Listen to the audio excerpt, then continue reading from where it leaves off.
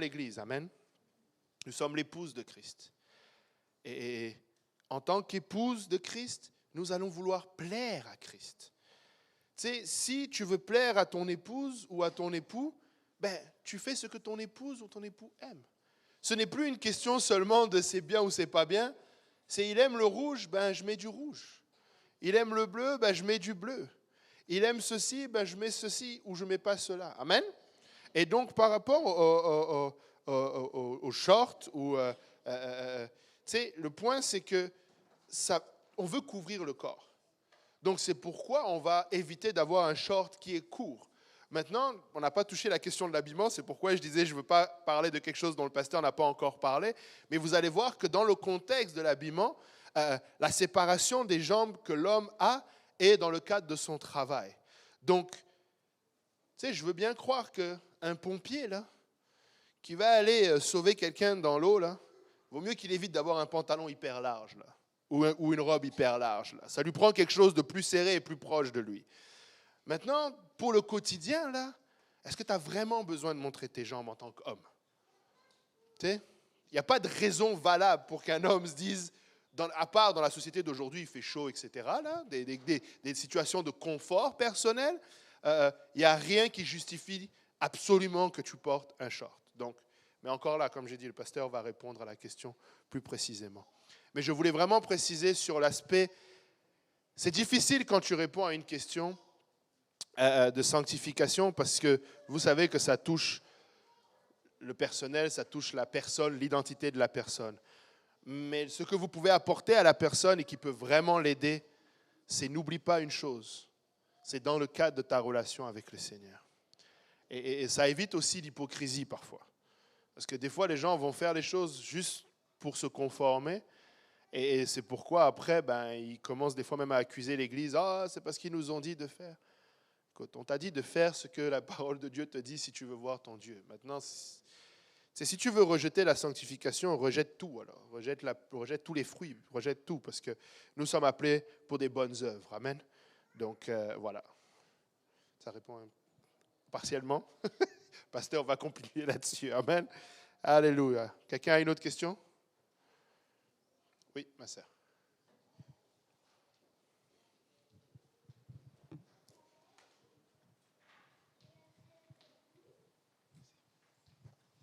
Bonjour. Bonsoir, dis-je. Et ma question, c'est une question personnelle. La Bible a dit allez partout prêcher la bonne nouvelle et faites des disciples. Baptise-les, s'ils croient, baptise-les au nom de Jésus. Mais après cette baptême-là, est-ce qu'on lâche cette personne-là de faire ce qu'il veut ou qu'est-ce qu'on fait avec la personne? Parce que c'est un brebis égaré qu'on récupère, qu'on doit prendre soin de lui. Moi, je me suis fait baptiser ici. Personne ne me connaît, même mon nom. Ils n'ont pas pris. Personne ne se souciait de moi. C'est sûr que le baptême te permet de... Il faut comprendre que le baptême te permet de rentrer dans l'Église du Seigneur. Et c'est sûr que l'objectif de l'Église n'est pas seulement de baptiser. L'objectif de l'Église n'est pas seulement de tenir un registre et de dire cette année on a baptisé 100, 200, 300 personnes. Maintenant, une chose qui arrive malheureusement, et c'est quelque chose que toutes les grandes églises, entre guillemets, essayent d'éviter, c'est que quand la foule est là, des fois, malheureusement, ça devient difficile d'atteindre une personne particulièrement. Je vais te dire, à titre personnel, des fois, je me sens très coupable. Et avant même d'avoir été pasteur, quelqu'un va venir, « Oh, frère Jean-Yves !» Et c'était comme, « Oups, moi, je ne connais pas son nom. » Ça m'est arrivé encore dernièrement à la conférence générale. On avait une réunion pour les nouveaux ministres et j'ai fait la connaissance de 3 personnes. Et je me rappelle de un, c'était Zach, et les 2 autres, ils avaient des noms compliqués américains. Et je les ai recroisés à la fin et ils m'ont dit « Oh, Brother Jean-Yves !» Et j'étais comme parce que j'avais oublié le nom. Donc, c'est quoi ton nom, ma sœur? Darlene? Darlene. Ok, sœur Darlene, tu vois, pardonne-moi, même moi là, je ne connaissais pas ton nom. Maintenant, tout le monde va connaître ton nom. Non. Non, tu sais, on doit faire l'effort. Et moi, je vais essayer maintenant de retenir Darlene et te saluer à chaque fois que je te vois. Mais excuse ou pardonne, parce qu'excuse, il n'y a pas d'excuse, mais pardonne tes frères et sœurs. Tu sais, je te promets que s'ils avaient pas été autant pris, des fois on arrive, on part. Et c'est un témoignage qui nous permet de nous rappeler que nous devons faire un effort. Mais tu sais, quand quelqu'un emmène quelqu'un à l'église et il veut l'évangéliser, il n'y a pas plus grand amour que de donner à quelqu'un l'évangile. Tu sais, peut-être que des fois on peut définir l'amour comme étant le fait que tu donnes à quelqu'un un toit, le fait que tu donnes à quelqu'un de la nourriture, ou le fait que tu donnes à quelqu'un un lift, c'est-à-dire que tu le transportes de gauche à droite. Mais laisse-moi te dire que si quelqu'un t'a partagé l'évangile, c'est parce qu'il t'aime. Si tu as entendu l'évangile prêché de cette chaire ou de la chaire en haut par le pasteur Kaozi ou par moi ou par quelqu'un d'autre, c'est parce qu'il t'aime. Et tous ceux qui sont ici t'aiment. Ils ne te l'ont peut-être pas témoigné par le fait de connaître ton prénom, mais je te garantis qu'on ne peut pas faire autrement que de t'aimer. On veut tous aller au ciel. Donc, on est obligé de t'aimer. On aime même nos ennemis dans ce lieu-là. Alors, à plus forte raison, notre sœur qui a obéi à l'évangile. Mais par contre, on pourrait connaître davantage ton prénom, Darlene. Et on va le faire. Amen. On va se rattraper. Amen. Alléluia. Oui.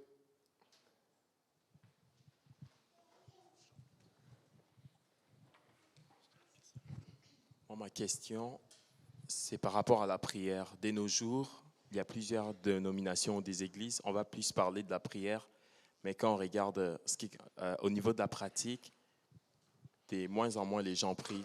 Mais quand on lit les livres des Actes, on veut comme suivre leur marche, comment ils ont servi les seigneurs. Et la Bible mentionne qu'ils persévéraient dans la prière, dans la communion fraternelle et dans l'enseignement des apôtres. Alors, ça serait quoi vraiment la raison, en fait, que genre d'une église qui ne prie pas vraiment, genre, quand on parle de la prière, je sais qu'on doit avoir une vie de prière personnelle, mais c'est aussi important que l'église puisse avoir comme des programmes de prière dans ce sens-là. Alors, ça serait quoi vraiment la raison, en fait? Bon, je ne suis pas sûr d'avoir tous les détails de ta question ou de comprendre tous les aspects de ta question, mais si tu parles d'avoir des programmes de prière, le problème c'est que la prière n'est pas une activité en tant que telle. La prière, là, c'est le souffle qui nous relie à Dieu dans la communication. Et très souvent, justement, on a fait de la prière une activité à part entière. Quand le Seigneur dit, ou la parole de Dieu dit, priez sans cesse. Tu sais, si ça voulait vraiment dire une activité, donc ça voudrait dire que une fois qu'on a obéi à l'évangile, on vient à l'église puis on ne sort plus de là, parce qu'on fait l'activité de prier. Or, prier, c'est être en communion avec Dieu. Nous avons la prière au début de chaque service. Nous avons une veillée de prière par mois. C'est le genre de moment où nous privilégions la prière en groupe. Et comme tu l'as dit, ça prend une prière individuelle. Maintenant, en ce qui concerne les églises qui ne prient pas, malheureusement, elles ont le fruit de ce qu'elles ne font pas. J'étais effectivement dans une église où l'emphase n'était pas mise sur la prière spécialement, mais l'emphase n'était pas mise non plus sur l'évangélisation. L'emphase n'était pas mise sur beaucoup de choses. Donc, tout vient avec. Mais nous pouvons bénir le Seigneur de ce que nous sommes dans une église qui prie. Celui qui va se lever et dire que l'église de Saint-Laurent ne prie pas, je pense que, waouh, il doit, je ne sais pas, en tout cas, il doit être spécial parce que nous prions. Mais une chose qui est vraie, néanmoins, la prière est une lutte. Et ce qu'il ne faut pas penser, c'est que parce que quelqu'un prie 10 heures, il est plus spirituel que quelqu'un qui prie 20 minutes. Parce que c'est tout le monde qui lutte. Et tu as des gens qui sont des intercesseurs, ils ont ça en eux. Et le Seigneur va déposer sur eux des fardeaux, va les utiliser dans ce domaine-là. Mais comme une fois aussi le pasteur Kaozi l'a témoigné, quelqu'un lui a dit, à un moment donné, il faut que tu mettes tes jambes à ta prière. Et tu as des gens qui vont mettre en pratique cette prière. Donc ça prend de tout. Je me rappelle le témoignage du pasteur Achille qui disait qu'il il a vu la différence entre quand le groupe part évangéliser avec un groupe qui reste prier, que quand tout le monde est dehors. Donc ça prend les deux combinés. Il y a un groupe qui reste et qui prie, puis il y a un autre qui sort et qui fait. Mais aussi, je sais que, c'est pourquoi j'ai commencé avec ça et je vais terminer avec ça, la prière n'est pas une activité. C'est pas, il y a pas, ça ne se mesure pas en termes d'activité. La prière, là, il y a des gens, c'est un peu comme quand tu révises ton cours. Là. Tu peux être 4 heures devant ta feuille puis avoir rien fait. Tu dis, j'ai révisé pour mon examen, mais tu es resté 4 heures devant ta feuille. Et il y a des gens qui vont rester 4 heures à genoux ou 4 heures à dire des mots, mais ça n'a pas touché le trône de Dieu. Parce que des fois, là, prier, c'est simplement être là en silence devant le Seigneur et entendre ce qu'il a à dire. Parfois, ça va être de toucher le trône de Dieu pour le besoin de quelqu'un d'autre. Ou parfois, et ça, on passe souvent à côté de ça, Seigneur, qu'en est-il de moi? Là, c'est une chose qu'on fait très peu dans la prière. Seigneur, qu'est-ce que j'ai? Toi et moi. Pas toi et les autres, pas toi et le peuple, pas toi et la ville, pas toi et l'église, toi et moi. Seigneur, où est-ce qu'on en est? Est-ce que tu veux que j'arrange quelque chose? Est-ce que je peux améliorer quelque chose? Est-ce que j'ai bien fait ceci ou j'ai mal fait cela? Comment toi et moi on est en ce moment? Est-ce que tout va bien? Ça, c'est une chose qu'on manque. Oui.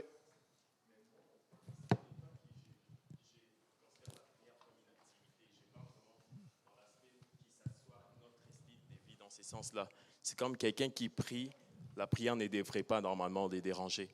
Tu vois, il est dans un groupe là où, comme nous commençons chaque service avec la prière, je parle dans ces sens-là. Je ne considère pas ça comme une activité. Moi, je parlais un peu dans ces sens-là, que ça soit comme quelque chose d'établi, comme style de vie.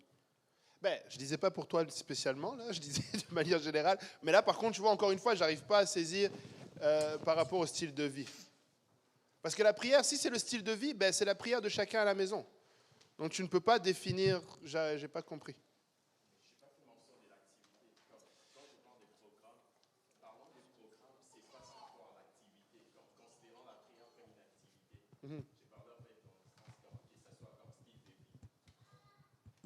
Ok, continue parce que.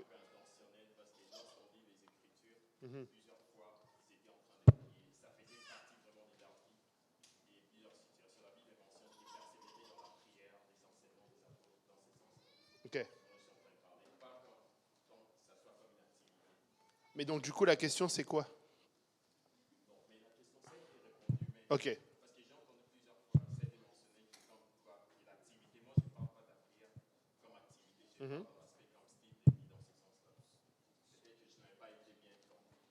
C'est ça. Je pense que c'est pour ça que je n'ai pas tout compris.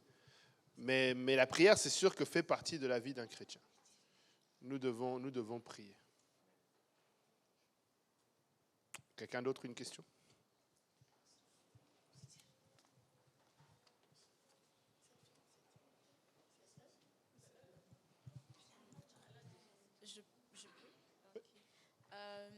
Comme vous avez dit tout à l'heure que prier, c'est toucher le trône de Dieu, je voudrais savoir comment est-ce qu'on sait qu'on a touché Dieu?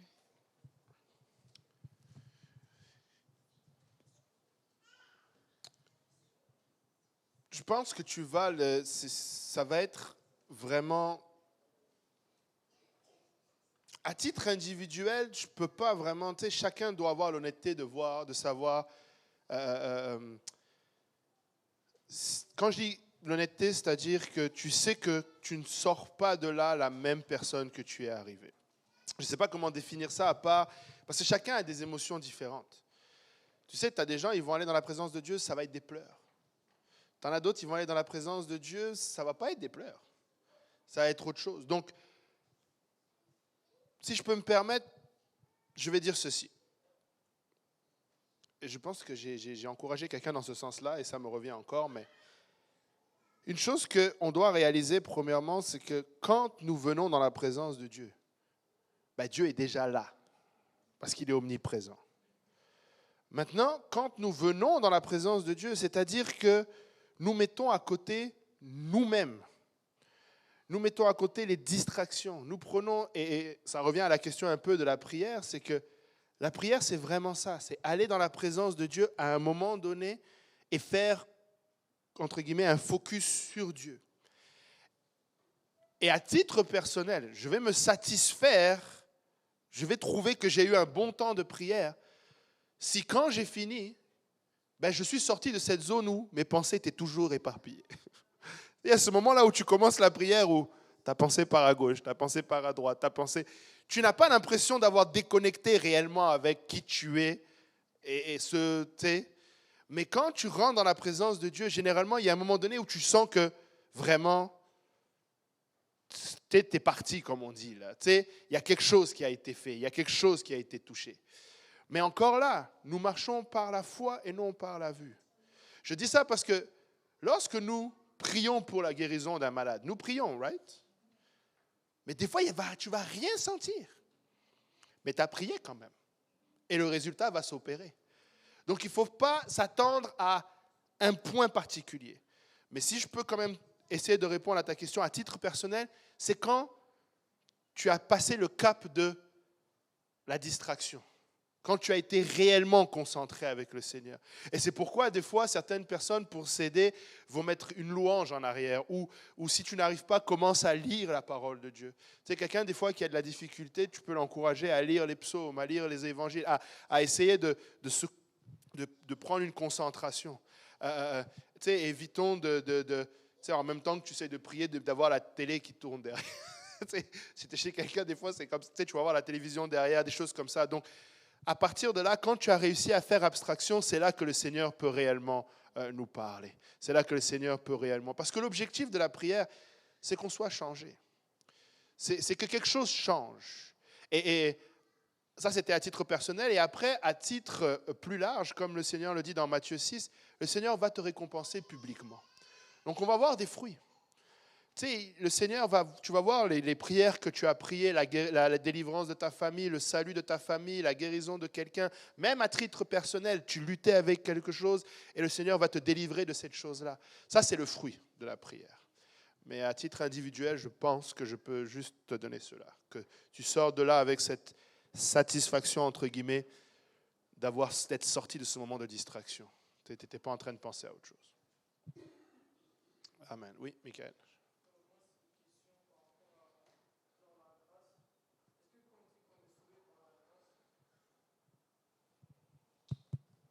Ouais, est-ce que quand on dit qu'on est sauvé par la grâce, est-ce qu'on peut dire genre, parce qu'il y a des gens ils disent que, disons quand on va être devant Dieu, ils vont dire genre que s'ils sont là c'est juste grâce à Dieu, mais je me dis genre, si quelqu'un fait rien, c'est sûr il va pas aller au ciel genre. Donc c'est comment on devrait voir ça?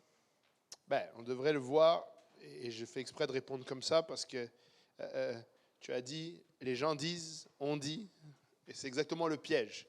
On peut dire plein de choses, mais ce que la parole de Dieu dit, c'est ça qui est ce qu'on doit faire. Et concernant la grâce, la Bible dit que nous sommes sauvés par grâce. Nous sommes sauvés par la grâce, au moyen de la foi, ou par la foi au moyen de la grâce. Je ne sais plus, j'inverse. Mais la grâce, ça veut dire que c'est le Seigneur Jésus-Christ qui a payé le prix pour nous. Mais après, la Bible nous dit que nous devons obéir, nous devons nous saisir de cette grâce, nous devons faire quelque chose. Donc, ce que les gens disent et qui définissent la grâce, c'est comme s'ils disaient, les gens seront là-bas par hasard. Ils remplacent grâce par chance ou hasard.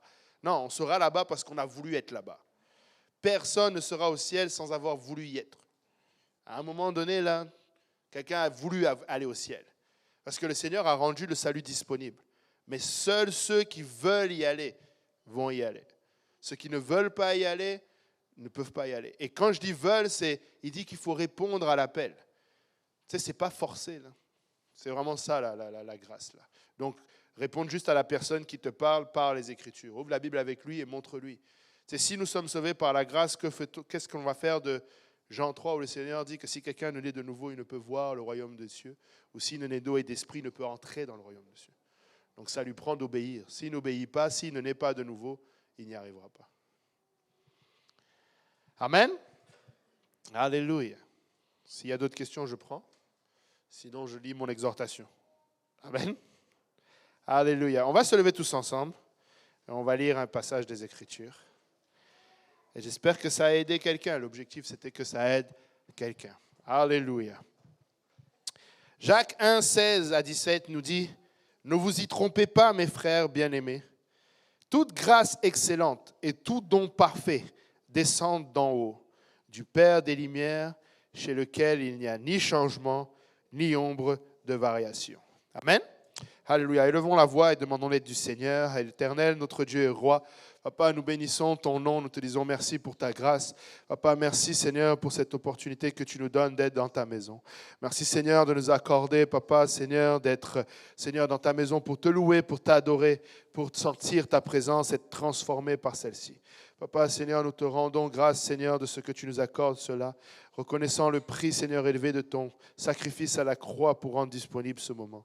Papa, Seigneur, et alors que nous voulons, Seigneur, entendre de ta part, Papa, je viens prier, Seigneur, ton onction sur moi pour apporter, Seigneur, cette parole, Seigneur, que, Seigneur, tu donnes aujourd'hui à ton peuple, Papa, et je prie également ton onction, Papa, sur ton peuple qui m'écoute, Papa, pour la recevoir, Papa.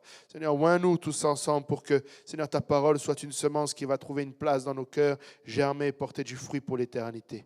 Seigneur, utilise-moi pour parler à ton peuple sans crainte, ni faveur, ni hésitation, et pour ta gloire seule. Papa, reçois toute l'adoration et la louange. Dans le nom précieux de Jésus-Christ, nous avons ainsi prié. Que tout le monde dise au nom de Jésus. Alléluia. Nous pouvons battre nos mains pour le Seigneur avant de nous asseoir. Alléluia.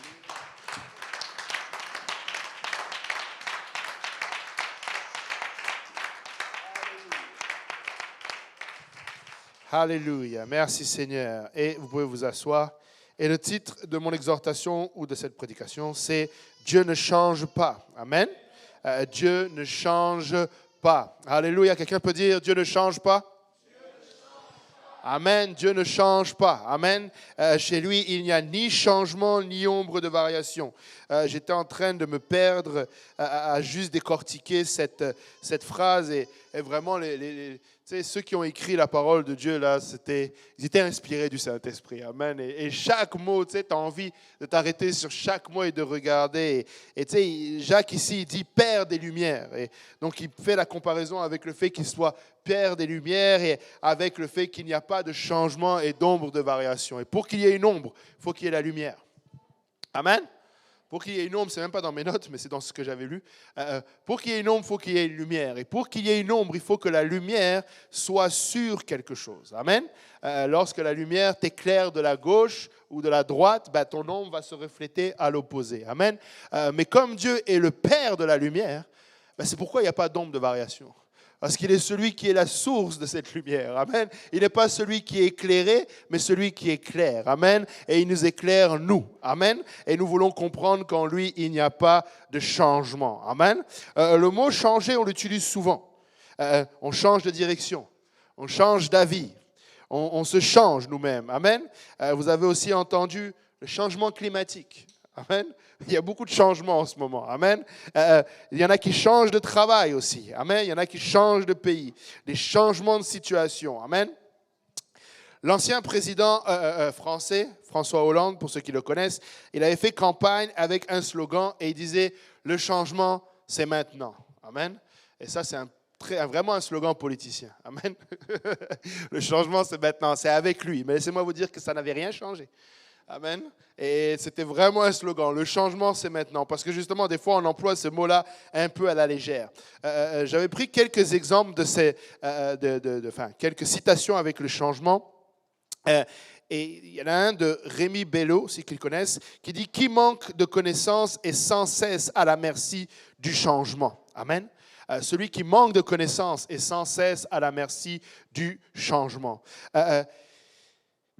Un que j'ai beaucoup aimé, Jean Dubuffet, qui dit « Ceux à qui le monde n'apparaît pas à leur goût, je leur conseille de ne pas changer le monde, mais de changer leur goût. » Et ça, j'aime beaucoup parce que je trouve que ça pourrait s'adapter à la parole de Dieu. T'sais, ceux qui n'aiment pas la parole de Dieu, n'essaye pas de changer la parole de Dieu. Amen.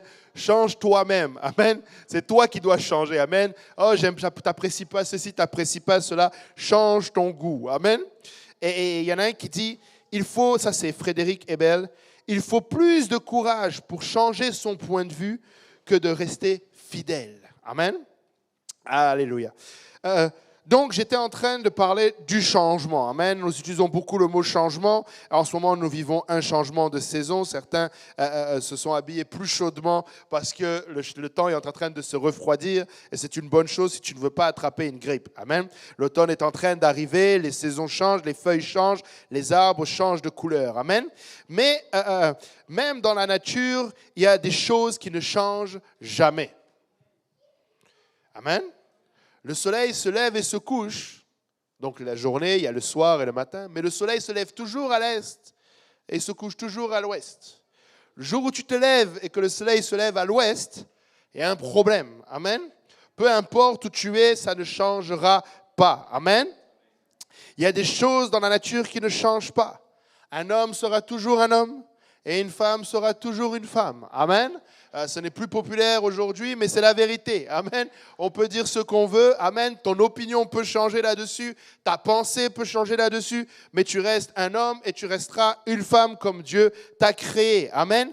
Et la preuve, c'est que si tu changes soi-disant de sexe ou de genre, tu ne peux pas revenir en arrière, soi-disant, dans ta façon de faire. Amen. Parce que l'opération, ou peu importe que tu auras fait, sera irréversible. Amen. Mais quand un homme meurt ou une femme meurt, même son squelette définit qui il est. Amen. Si c'était un homme ou une femme, tu vas pouvoir le voir. Si on fait des tests d'ADN sur ton squelette ou sur même tes dents, on va savoir que tu étais un homme ou que tu étais une femme. Amen. Il y a des choses qui ne changent pas dans la nature et la raison, c'est parce que celui qui a créé toutes choses ne change pas. Amen. En Dieu, Jacques nous dit, il n'y a ni changement, ni ombre de variation. Amen. Et dans ce passage, dans l'épître de Jacques, Jacques était en train de parler, juste avant d'arriver à cette conclusion et cette phrase de sa partie-là, il était en train de parler du fait que parfois, nous allons subir des temps difficiles. Amen. Il était en train de parler de la foi. Il était en train d'encourager ses frères en leur disant de supporter les afflictions et de persévérer. Amen. Et à la fin, il finit en disant, ne vous trompez pas. Il n'y a pas de changement en Dieu. Amen. Et pourquoi il le dit à ce moment-là? Parce que les moments difficiles de la vie peuvent nous faire changer d'avis au sujet de Dieu. Je croyais que Dieu guérissait. A-t-il changé?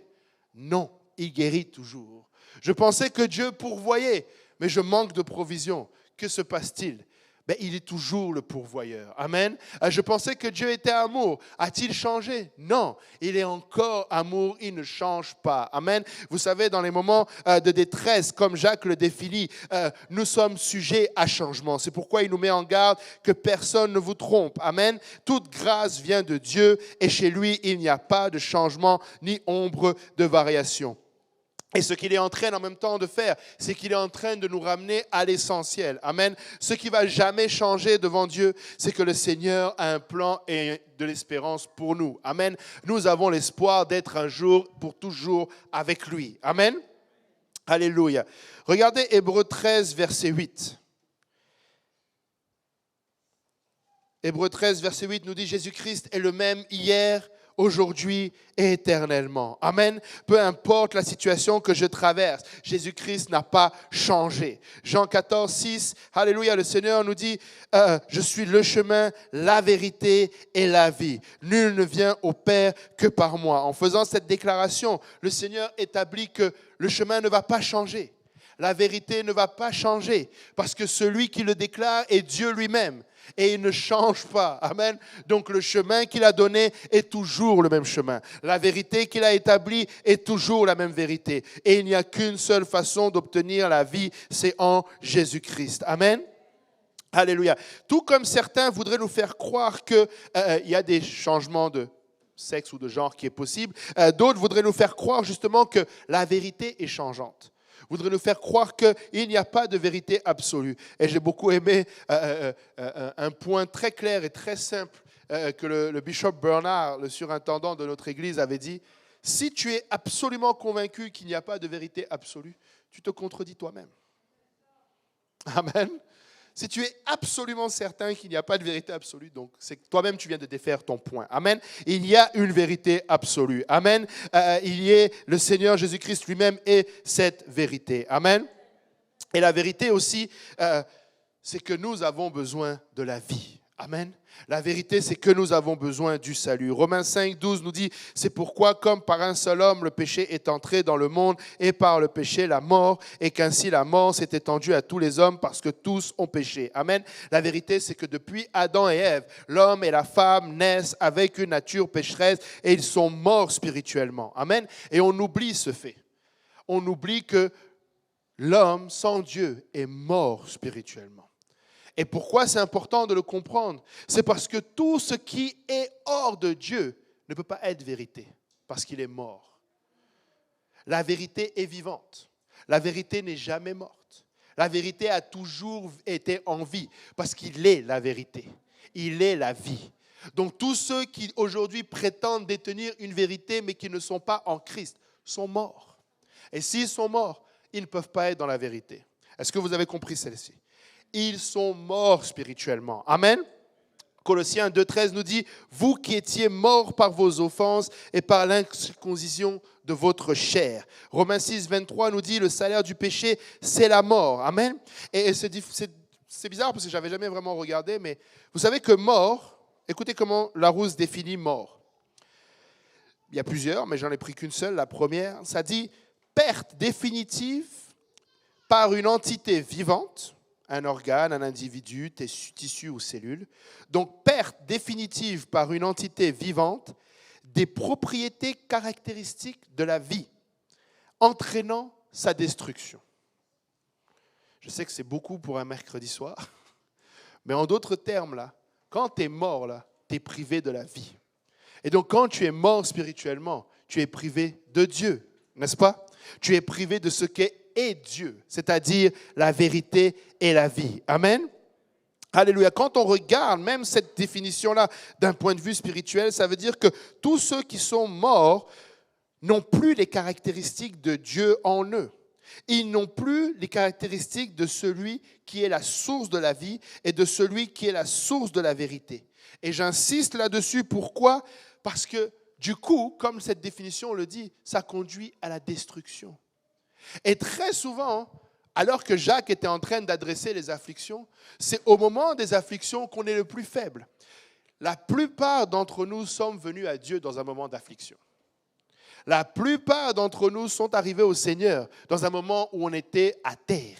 Le Seigneur nous a récupérés dans les plus bas-fonds de notre existence. Il nous a récupérés à un endroit où nous étions perdus complètement et conscients pour le coup de l'être. Dans des moments où nous avions peut-être pris certaines décisions, où nous étions à terre. Et le Seigneur est venu mettre sa main sur nous. Il est venu nous déclarer son amour. Nous avons entendu l'Évangile. Nous avons été transformés par la parole. Nous avons compris pourquoi nous étions là. Nous avons compris que la racine de cela, c'était notre nature pécheresse. Nous avons compris que parce que nous étions pécheurs, donc nous étions morts, donc nous prenions sans cesse des décisions pour notre destruction. Nous l'avions compris. Amen. Nous avions compris que, et c'est comme je vous l'ai déjà dit, un verset qui est tellement triste en même temps, dans Deutéronome 30, quand le Seigneur dit « J'ai mis devant toi la vie et la mort, la bénédiction et la malédiction », il dit « Choisis la vie ». Parce que nous étions capables de choisir la mort. Et c'est très souvent ce que nous faisions.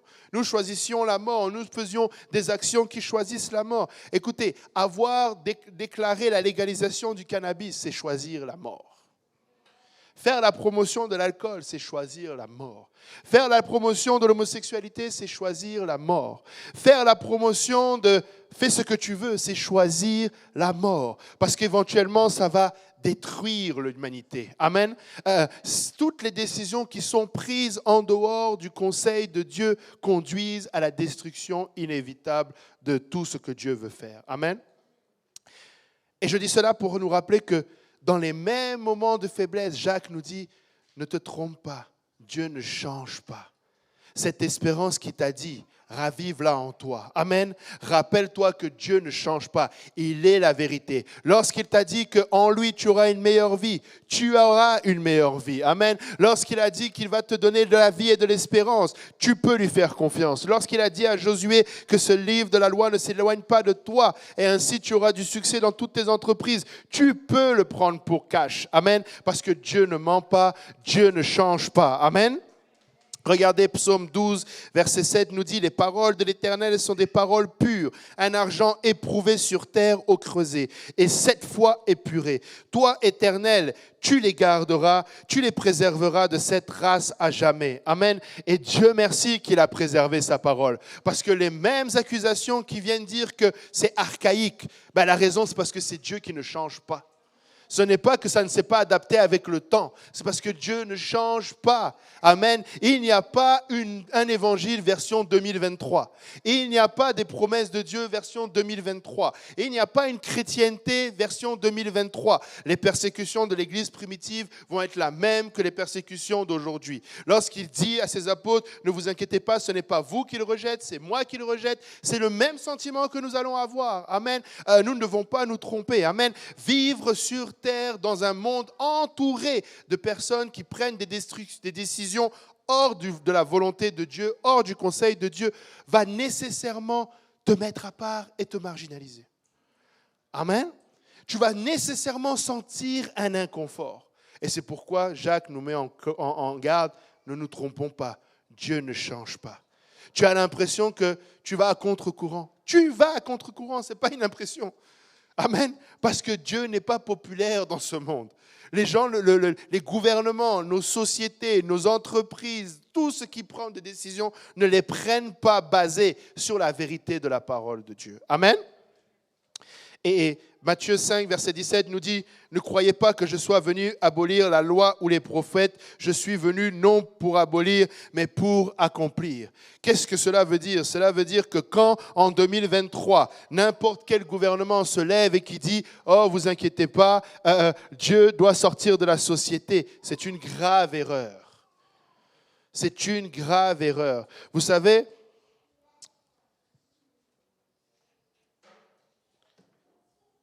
nous vivons sous la grâce. Amen. Mais vous allez être d'accord avec moi, à moins que je ne sais plus lire et comprendre la parole de Dieu. Le Seigneur a bien dit qu'il n'est pas venu abolir la loi. La loi est accomplie dans la grâce. Et il faut faire attention. Je sais que nous ne voulons pas basculer légaliste. Mais quand nous disons que nous ne voulons pas basculer légaliste, cela ne veut pas dire que nous voulons mettre de côté la loi. Cela veut dire que nous ne voulons pas vivre en accord avec la loi. Allez lire Romains, vous allez voir, la loi ne va pas nous aider. La loi va au contraire magnifier notre incapacité à faire face. C'est-à-dire qu'elle va vraiment démontrer notre incapacité à respecter la loi. Donc nous avons besoin de la grâce. Mais nous avons besoin de la grâce pour accomplir la loi. Amen. Donc nous devons vivre par la grâce pour accomplir la loi. Et ce que je veux dire par là, c'est que ce n'est pas vraiment une loi, mais un commandement de Dieu. Tu n'adoreras l'Éternel que lui seul. C'est une loi, c'est un commandement. Et tu ne peux pas aujourd'hui changer cela. Nous ne pouvons pas aujourd'hui... tu sais, je dis ça parce que plusieurs parfois sont affectés, et particulièrement les plus jeunes. Est-ce que ce n'est pas un peu être sectaire que de ne vouloir adorer que l'Éternel? Oui, c'est sectaire. C'est définitivement sectaire. La définition du mot secte, ça veut dire un ensemble de personnes qui ont la même croyance, la même doctrine, qui partagent la même espérance. Et c'est ce que nous croyons. Amen. Et le mensonge de ce monde veut que tu peux croire ce que tu veux et arriver au même résultat. C'est la question de Michael. Tu ne peux pas croire ce que tu veux et arriver au même résultat. Amen. Quoique le résultat peut être semblable, tu finiras en enfer. Mais ce n'est pas que c'est ce que tu voulais comme résultat. Amen. Donc, sois ferme. Dieu ne change pas. Toi non plus, ne change pas. Ah, ça fait 10 ans que je marche avec le Seigneur, ma vie ne change pas. Parce qu'il y a certaines choses qui ne doivent pas changer dans ta vie. Tu dois continuer à prier. Tu dois continuer à jeûner. Tu dois continuer à venir à l'église. Tu sais, ne soyons pas empreints de vouloir tout le changement, de tous les changements et passer à côté de l'essentiel. Dieu ne change pas. Amen. Tu sais, nous devons au contraire être contents. Je ne sais pas pour vous, mais à moins que... Je cherche un exemple. C'est en train de m'échapper. Bon, je vais prendre le pasteur Achille, parce que c'est le pasteur Achille. Il va me pardonner. Je ne vois plus pasteur Achille sur les bancs de l'église de Saint-Laurent. mais je sais où il est. Amen. Qu'est-ce que je veux dire par là? Ne soyons pas contents de voir trop de changements des fois dans l'Église. Il y a des changements qui ne sont pas bons. J'aurais aimé voir certains visages que je ne vois plus. Même si je vois toujours les mêmes visages, je suis content de voir toujours les mêmes visages. Parce que ça veut dire que tu n'as pas changé et que tu continues d'avoir la même espérance que moi et qu'on est en train de se battre ensemble. Tu sais, je veux voir des nouveaux visages aussi, bien sûr. Mais il y a des changements là que je ne veux pas voir. Si je ne vois plus mon frère, je veux savoir où est-ce qu'il est au moins. Parce que malheureusement, il y a des visages que je ne vois plus, mais je ne peux plus les voir du tout, ni à l'Est, ni à Saint-Michel, ni à... Donc il y a certains changements là, je ne veux pas les voir. Je veux que ça reste la même chose. D'autres changements que je ne veux pas voir, et je suis vraiment impressionné par ce changement que je ne vois pas et je suis content. Avez-vous remarqué comment Pasteur Graham ne change pas sa façon de prêcher dimanche soir après dimanche soir? Il est toujours enthousiaste, comme si c'était la première fois qu'il prêchait ce message-là. Et minimalement, dans mon cas, ça fait 15 ans que je l'entends. Mais il ne change pas. Il n'y a pas de variation dans sa prédication. Il y croit encore comme au premier jour, voire encore plus, sachant que les jours sont proches. Amen. Donc, on devrait peut-être... Ce n'est pas tous les changements qui sont bons. Il y a de ces changements-là qui ne sont pas bons, parce que Dieu ne change pas. Amen. Oh, il faudrait évoluer. Non. Dieu ne change pas. Amen. Matthieu 5, 17, donc, ne croyez pas que je sois venu abolir la loi ou les prophètes. Je suis venu non pour abolir, mais pour accomplir. Et si on continue, il dit, car je vous le dis en vérité, tant que le ciel et la terre ne passeront point, il ne disparaîtra pas de la loi un seul iota ou un seul trait de la lettre jusqu'à ce que tout soit arrivé. Celui donc qui supprimera l'un de ces plus petits commandements et qui enseignera aux hommes de faire de même sera appelé le plus petit dans le royaume des cieux. Mais celui qui les observera et qui enseignera à les observer, celui-là sera appelé grand dans le royaume des cieux. Amen. Alléluia. Nous vivons dans un monde qui change en permanence. Amen. Mais nous devons nous rappeler que Dieu ne change pas. Amen. Vous savez, nous sommes dans l'attente d'un accomplissement de la promesse que le Seigneur a fait il y a 2000 ans. Amen. Jean 14, il nous dit que votre cœur, Jean 14, 1 à 3, que votre cœur ne se trouble point. Croyez en Dieu, croyez en moi. Il y a plusieurs demeures dans la maison de mon Père. Si cela n'était pas, je vous l'aurais dit. Je vais vous préparer une place. Et quand je serai parti et que je vous aurai préparé une place, je reviendrai et je vous prendrai avec moi afin qu'où je serai, vous y soyez aussi. Amen. Le problème, et je pense vraiment c'est ce que le Seigneur m'a mis à cœur aujourd'hui pour quelqu'un, si tu veux trop de changements, tu risques de ne pas te satisfaire de cette simple promesse. Mais elle ne change pas. Cette promesse ne va plus te parler. Et pourtant, tu ne peux pas l'améliorer. Le Seigneur ne peut pas le dire, et même un homme ne pourrait pas le dire mieux que cela. Il est parti, attends-le. Il va revenir. Il est parti, et comme il l'a dit, il va revenir. Il est en train de nous préparer une place. Amen. Des fois, à vouloir absolument que les choses soient nouvelles, tu vas vouloir aussi un nouveau message. Seigneur, parle-moi encore. Seigneur, dis-moi encore quelque chose. Mais le Seigneur ne va pas te dire quelque chose d'autre. Je vais venir. Mais tu vas venir comment? Comme je suis parti. Mais je vais venir. Amen. Pierre nous le rappelle aussi et qui nous dit qu'il ne tarde pas dans l'accomplissement de sa promesse. Amen. Il use simplement de patience. Amen.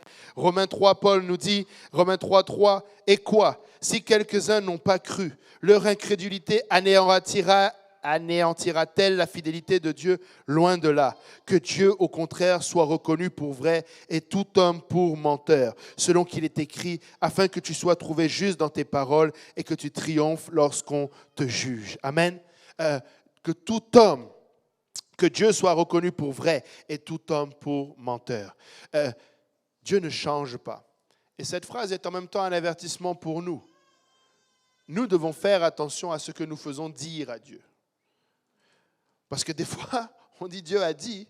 Si ce n'est pas Dieu qui l'a dit là, c'est toi le menteur, ce n'est pas Dieu. Là.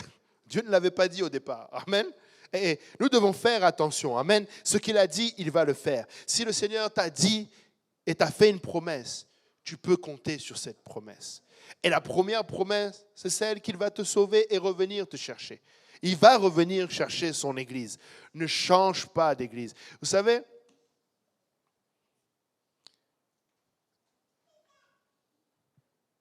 nous devons travailler nos cœurs.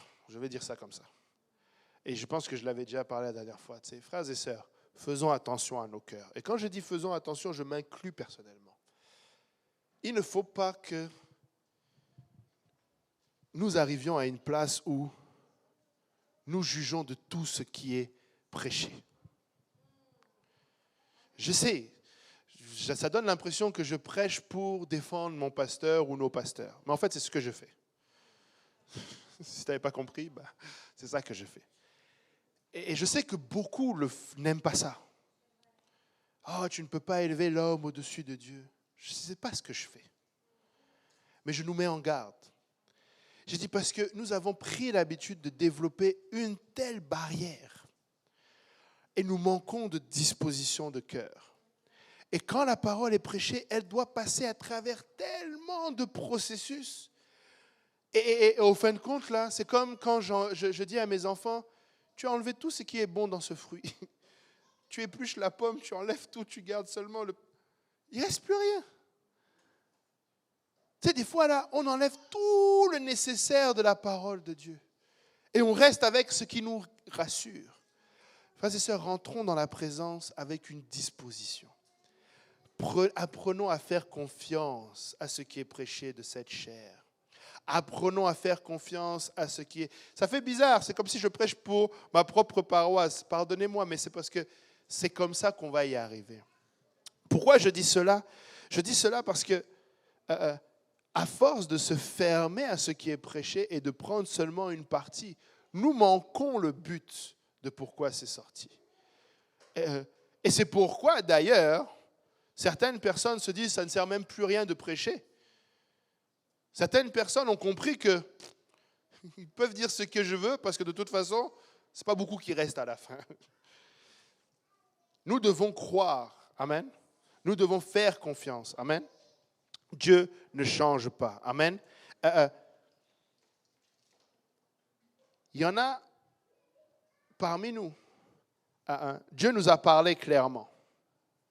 Et l'une des choses qu'il t'a dit, c'est que c'est ici que tu es appelé à grandir. Mais tu remets en question ce lieu-là. Pour plusieurs raisons, qui peut-être sont les meilleures raisons du monde. Mais Dieu ne change pas. Ce qu'il a dit, il va le faire.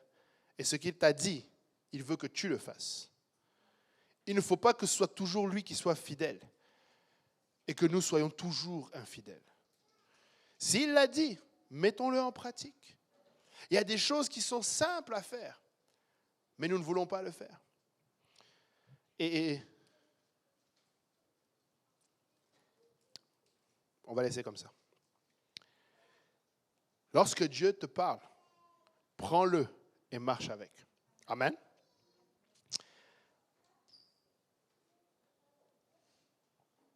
Je vais revenir sur le pastorat. Qu'en est-il de ces pasteurs qui ne prêchent pas la vérité? Comment on fait? Je pense que j'avais touché ça la dernière fois. Quand tu te reposes sur l'homme de Dieu, tu ne te reposes pas sur l'humanité de l'homme de Dieu, mais sur l'esprit de Dieu qui est dans l'homme de Dieu. Donc, même si il te conduit dans l'erreur, Dieu ne change pas. Et si c'est Dieu que tu cherches, tu vas avoir Dieu. Je dis ça parce que très souvent, on va prendre des exemples de beaucoup, effectivement, je vous l'accorde, aujourd'hui, beaucoup sont loin de Dieu. Et du coup, beaucoup revendiquent la parole de David qui dit de ne pas toucher à loin de Dieu.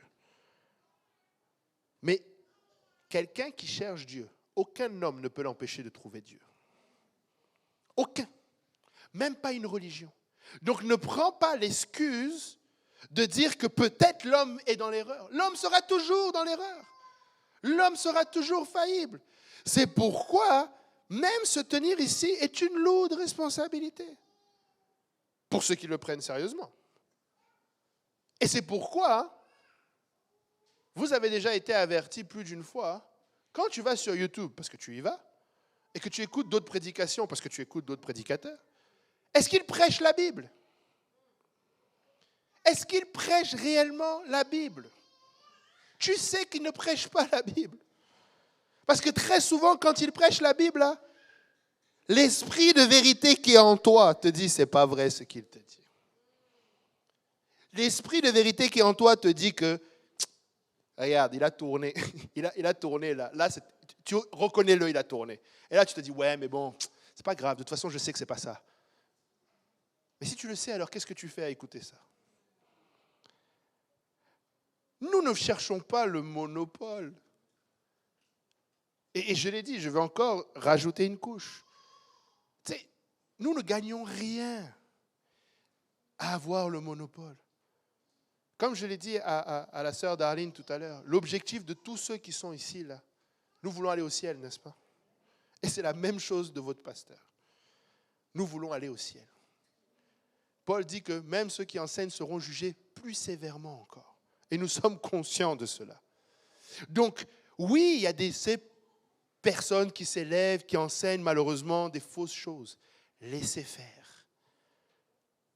Laissez faire. Mais vous, pour ce qui est de vous,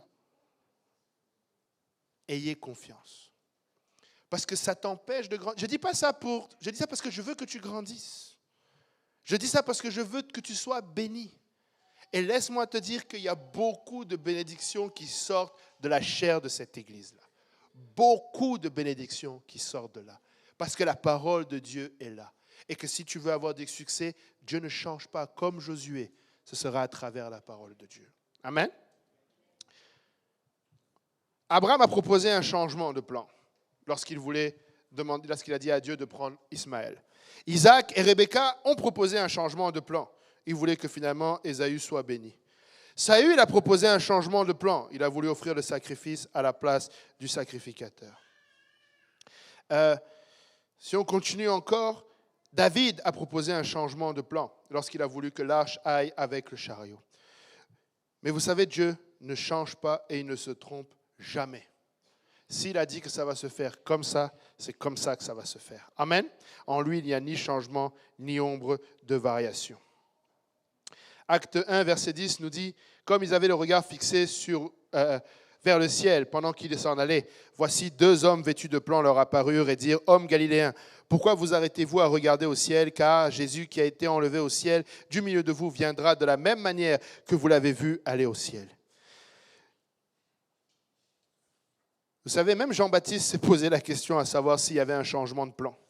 Matthieu 11, 3 nous dit, es-tu celui qui doit venir ou devons-nous en attendre un autre? Donc tu n'es pas isolé dedans. Amen. Mais 1 Corinthiens 15 nous dit, je vous rappelle, frères, l'évangile que je vous ai annoncé, que vous avez reçu, dans lequel vous avez persévéré et par lequel vous êtes sauvés, si vous le retenez tel que je vous l'ai annoncé. Vous savez, Paul n'est pas en train de parler que quelqu'un d'autre va prêcher un autre évangile.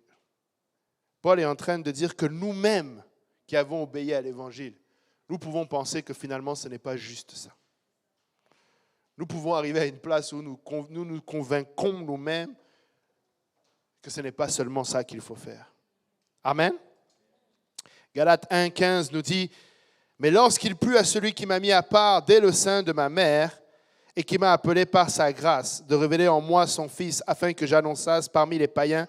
Aussitôt, je ne consulta ni la chair ni le sang, et je ne montai point à Jérusalem vers ceux qui furent apôtres avant moi. Mais je partis pour l'Arabie, puis je revins encore à Damas. 3 ans plus tard, je montai à Jérusalem pour faire la connaissance de Céphas, et je demeurai 15 jours avec lui. Vous savez, Paul a écrit ce passage-là pour dire que il n'a pas prêché un changement de ce que l'église de Jérusalem a prêché. L'église d'Antioche a prêché ce que l'église de Jérusalem a prêché. Parce que j'ai pris ce verset-là parce que parfois, et pour l'avoir déjà entendu, certaines personnes se disent, moi je suis comme Paul, Dieu m'a appelé, je ne consulte ni la chair ni le sang. Erreur. Grave erreur. Christ est venu dans la chair et le sang.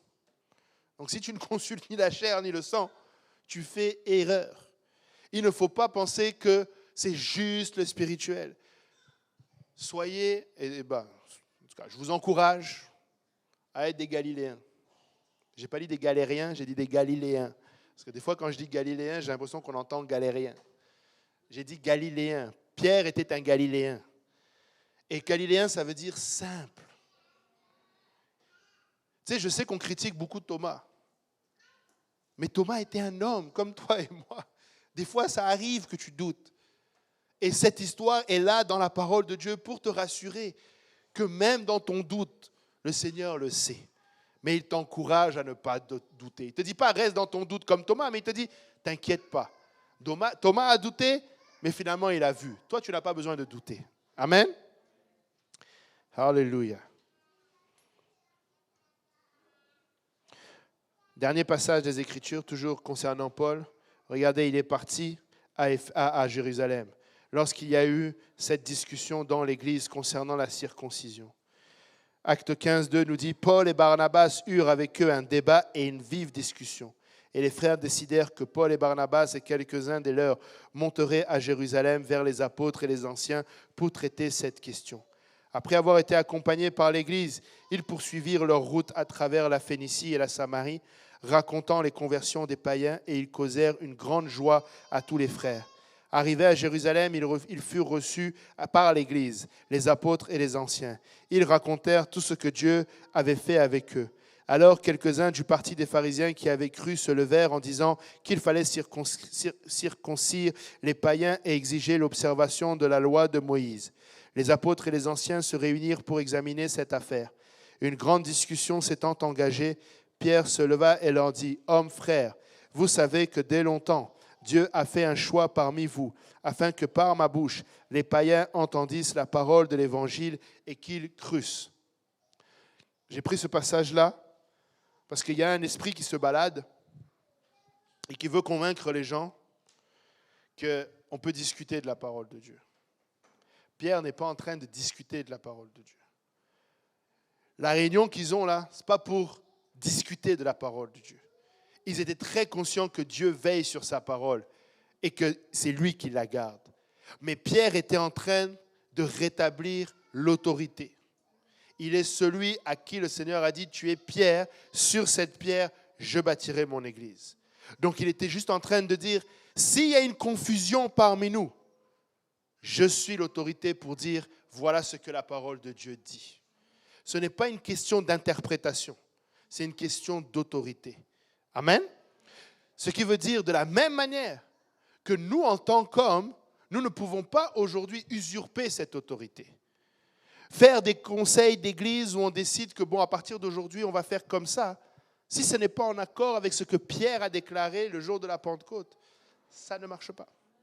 C'est pourquoi nous sommes assez radicaux, pour ne pas utiliser un autre mot, que le salut, c'est de se repentir, d'être baptisé au nom de Jésus-Christ pour le pardon de nos péchés et de recevoir le don du Saint-Esprit avec comme évidence le signe que tu parles en d'autres langues selon que l'Esprit te donne de t'exprimer. C'est parce que l'autorité a été donnée à Pierre et nous ne pouvons pas la changer. Amen. Alléluia. Voilà pour aujourd'hui ce que le Seigneur a mis à cœur. Dieu ne change pas. Amen. Que quelqu'un dise Dieu ne change pas. Amen. Est-ce qu'il y a des questions par rapport à ça? Oui, sœur Rosalie et après le frère David.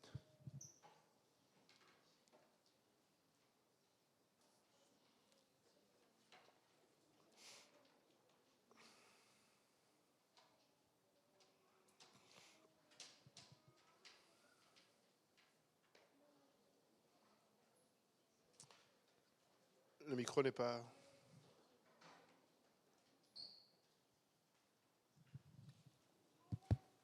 D'accord, ça marche. Donc, à propos de ce que tu as dit, de croire à ce que les prédicateurs prêchent, c'est juste quelques versets qui m'arrivaient. Dans 2 Chroniques 20, verset 20, la deuxième partie, il dit « Écoutez-moi, Juda et habitants de Jérusalem, confiez-vous en l'Éternel, votre Dieu, et vous serez affermis. Confiez-vous en ses prophètes et vous réussirez. » Donc, les gens, parfois, ils cherchent la doctrine de prospérité, mais en fait, si on croit en ce qui est prêché, en fait, c'est comme ça, parce que j'ai des moments dans ma vie que je peux dire vraiment le Seigneur parle de la chair. Et tu juste aller à un service le mercredi, le dimanche, quel que ce soit. Mais si tu as une chose dans ta vie, tu cherches la volonté de Dieu, quand tu écoutes la parole de Dieu, il va te parler. Et ça, c'est juste pour confirmer cela. Et aussi l'autre chose, parce que il dit que souvenez-vous de vos conducteurs qui vous ont annoncé la parole de Dieu. Considérez quelle a été la fin de leur vie et imitez leur foi. Donc, aussi ça, c'est aussi l'autre chose qui peut nous donner, je peux dire, la confiance, parce qu'on peut voir comment les prédicateurs, les pasteurs ici vivent. Tu vois qu'ils vivent une vie honnête. Ils n'ont pas des Rolex, ils n'ont pas les voitures de luxe, etc. Tu peux voir comment ils vivent, comment ils traitent les autres personnes. Et quand tu considères leur vie et leur témoin de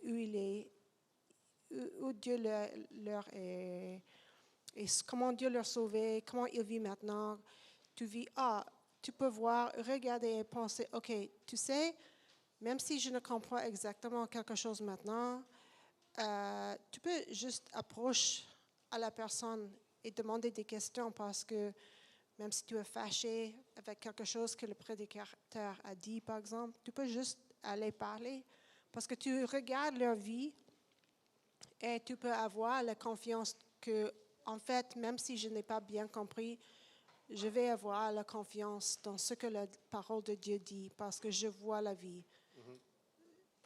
Amen. Le frère David avait une question.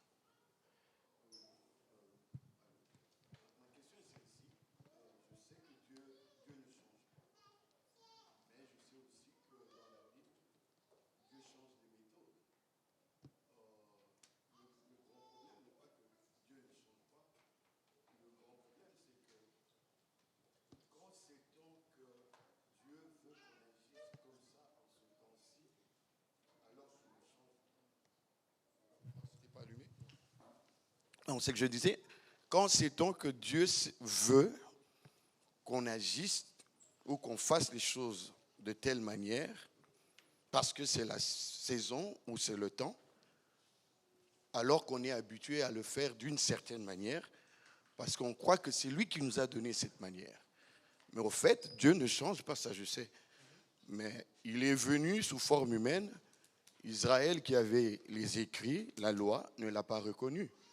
Et justement parce que la façon dont il est venu, Israël n'a pas su venir voir l'Éternel.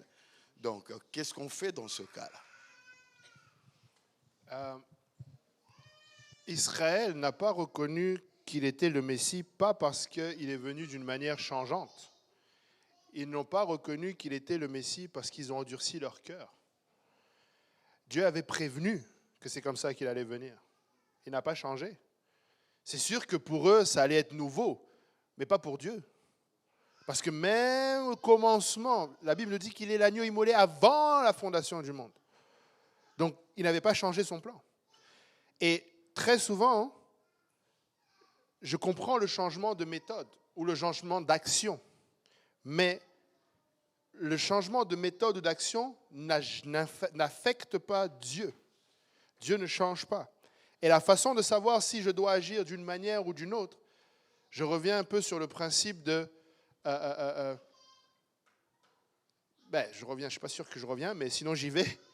Je viens sur le principe de nous sommes des brebis, nous devons agir selon un berger. L'Église va agir sur le berger, le grand berger qui est notre Dieu, et au niveau local, nous allons agir selon le berger que Dieu nous donne.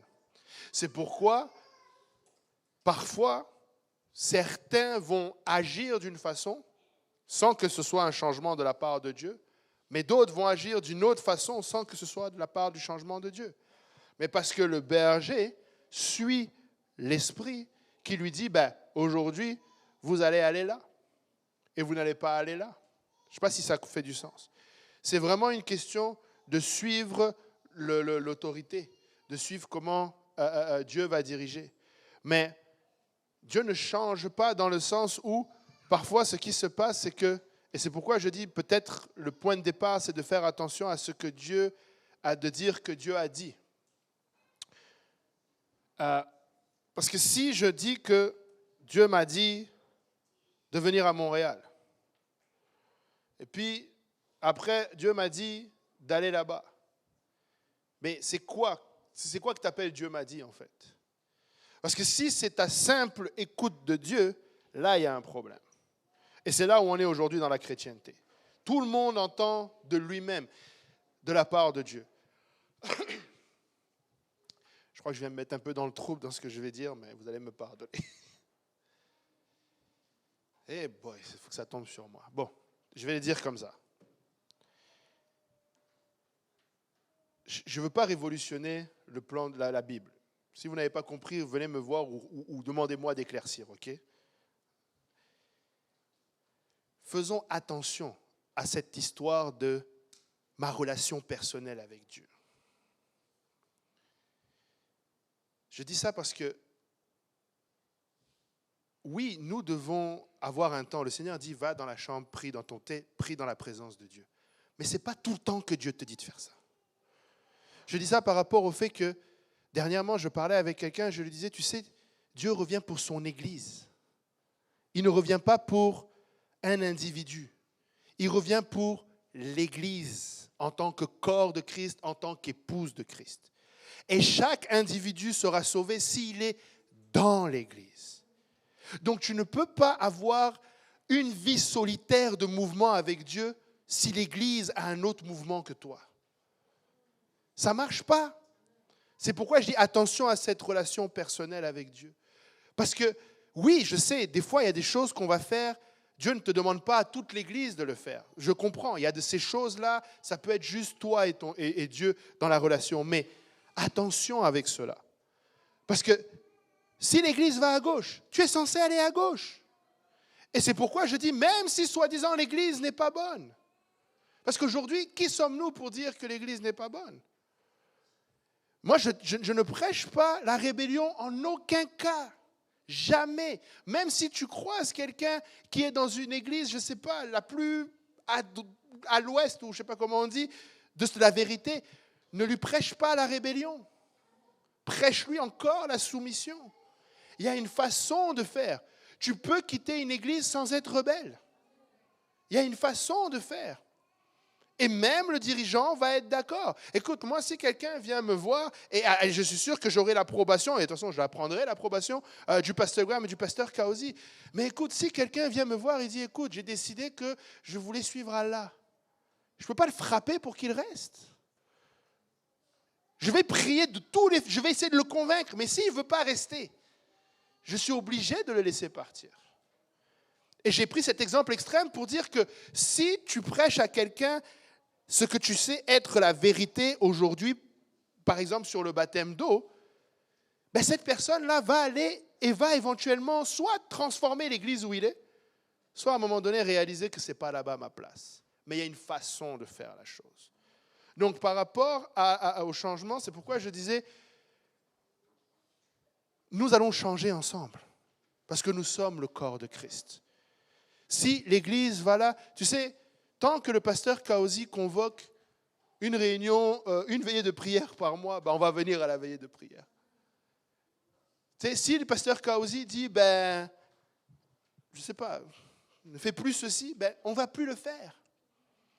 Parce que lui, il le prend de pasteur Graham, et pasteur Graham le prend de Dieu, éventuellement, si c'est juste local, ou de l'église mère, si c'est là.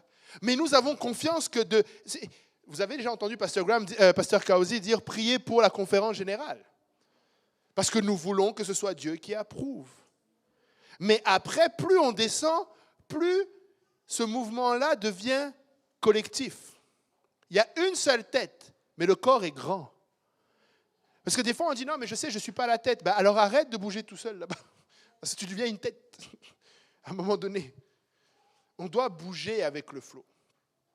Et ça, là, c'est la soumission. Et vous savez, la soumission, c'est beaucoup de vulnérabilité. Beaucoup. Beaucoup, beaucoup, beaucoup de vulnérabilité. Demandez à ceux qui ont été élevés dans n'importe quelle position.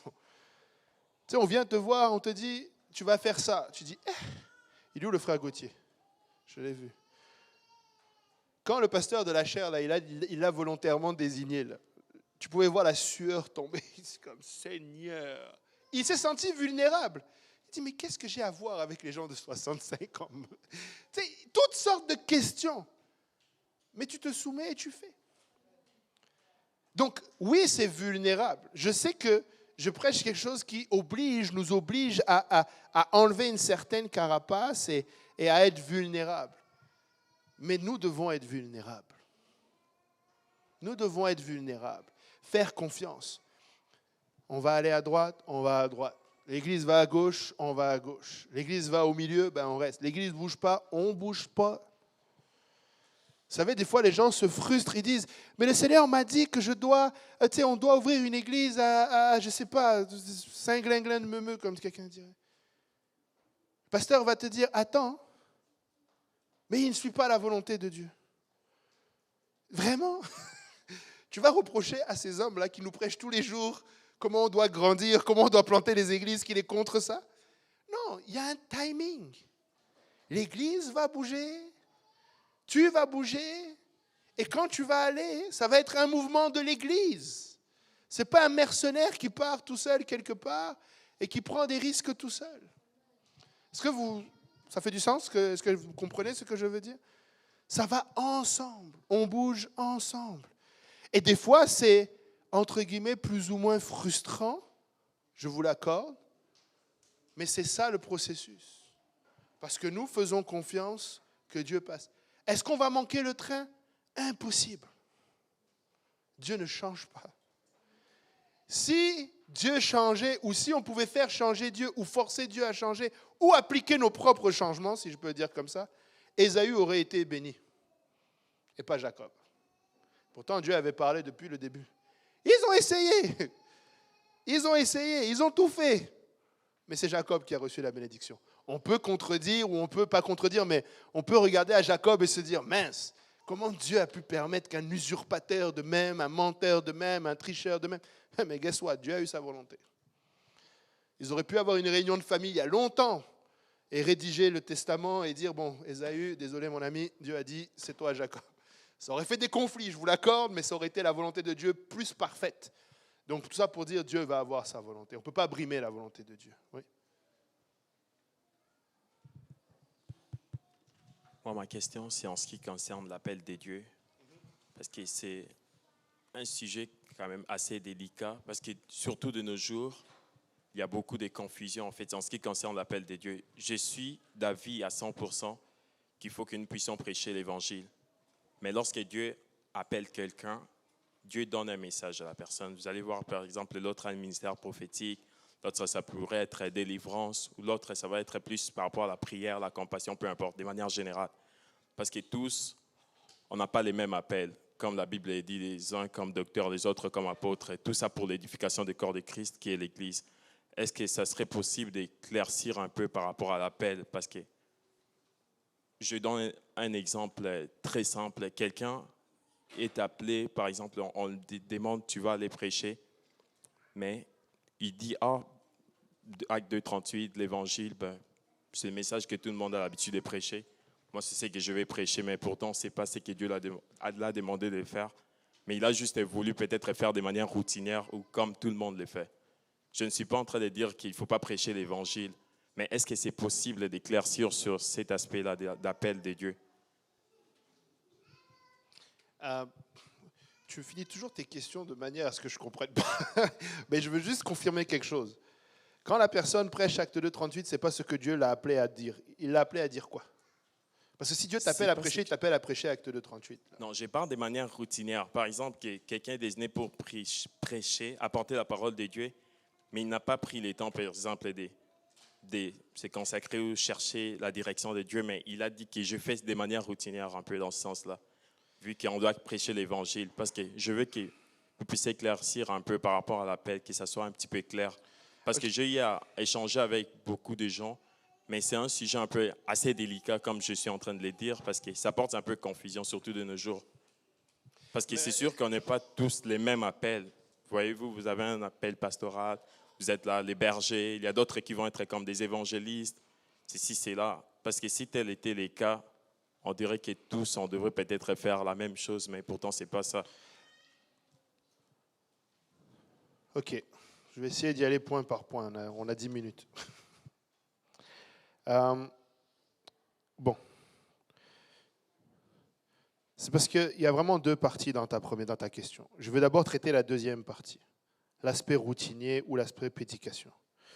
Peut-être que tu as parlé avec quelqu'un qui t'a déclaré avoir prêché sans être prêt, sans avoir prié, sans avoir jeûné, sans avoir cherché la face de Dieu, sans avoir demandé à Dieu quoi prêcher.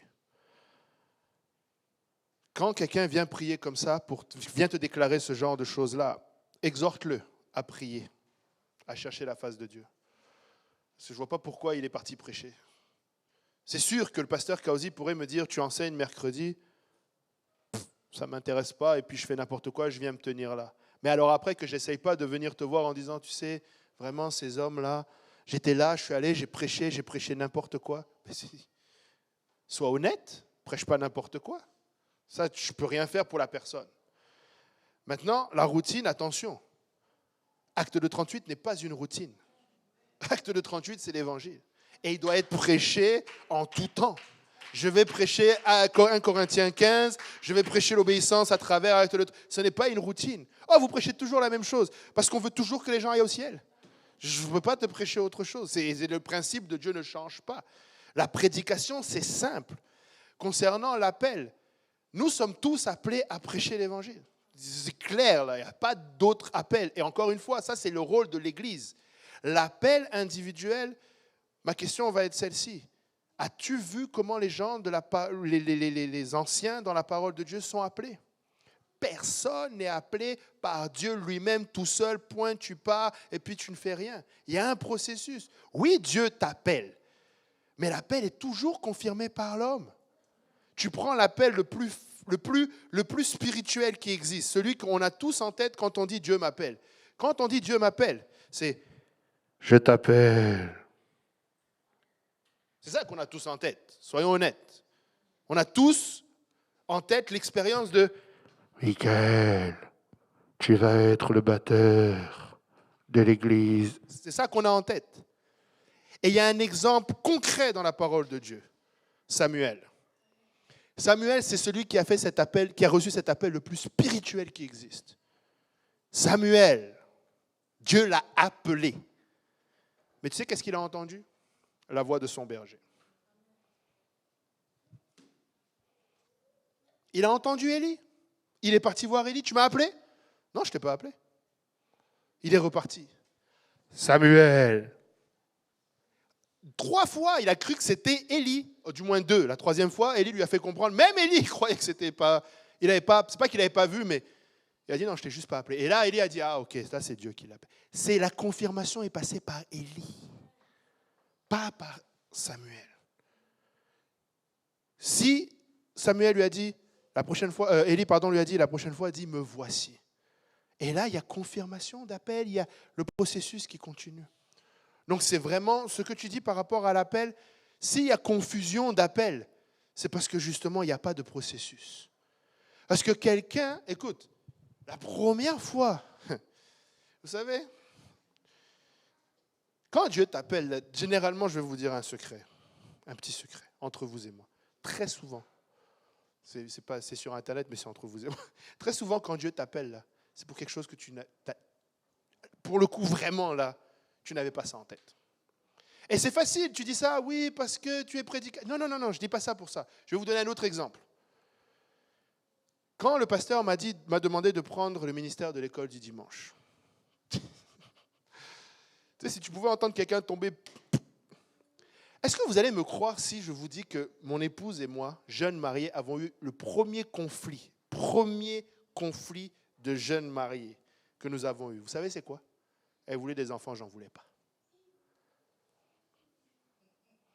Tu sais, aujourd'hui, là, vous connaissez le frère Jean-Yves, vous dites, ah ben quoi, ce type-là qui parle des enfants comme si... Oui, ouais, Dieu change, m'a changé, je veux dire.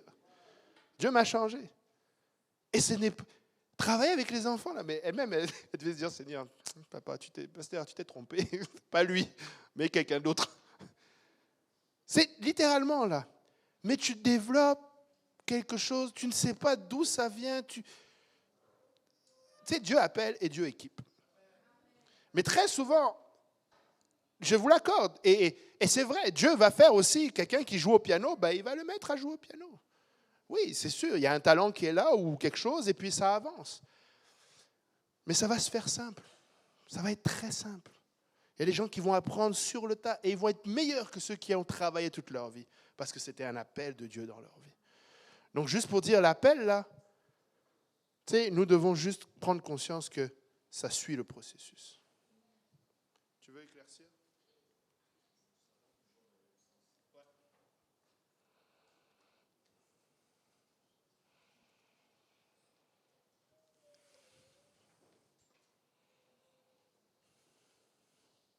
En fait, j'ai comme l'impression qu'il manquait une partie de la question parce que je voulais un peu d'éclaircissement par rapport à l'appel. Comme l'exemple que vous venez de donner, que Dieu dit, va à Montréal, si Dieu m'a dit, c'est vraiment, ça s'arrête juste là. C'est-à-dire que ce n'est pas clair parce que quand Dieu appelle, comme tu viens de les mentionner, il va équiper, il va donner un message la plupart du temps. Bien sûr qu'on est appelés tous à prêcher l'Évangile. Je suis à 100% d'accord avec. Mais je voulais un peu d'éclaircissement sur cet aspect-là. Comme j'ai dit, ça porte un peu confusion. Des fois, ce n'est pas vraiment très clair, en fait. Qu'est-ce qui n'est pas clair? Mais par rapport au message, parce que quand Dieu appelle quelqu'un, il a un ministère. Dieu lui confie une responsabilité.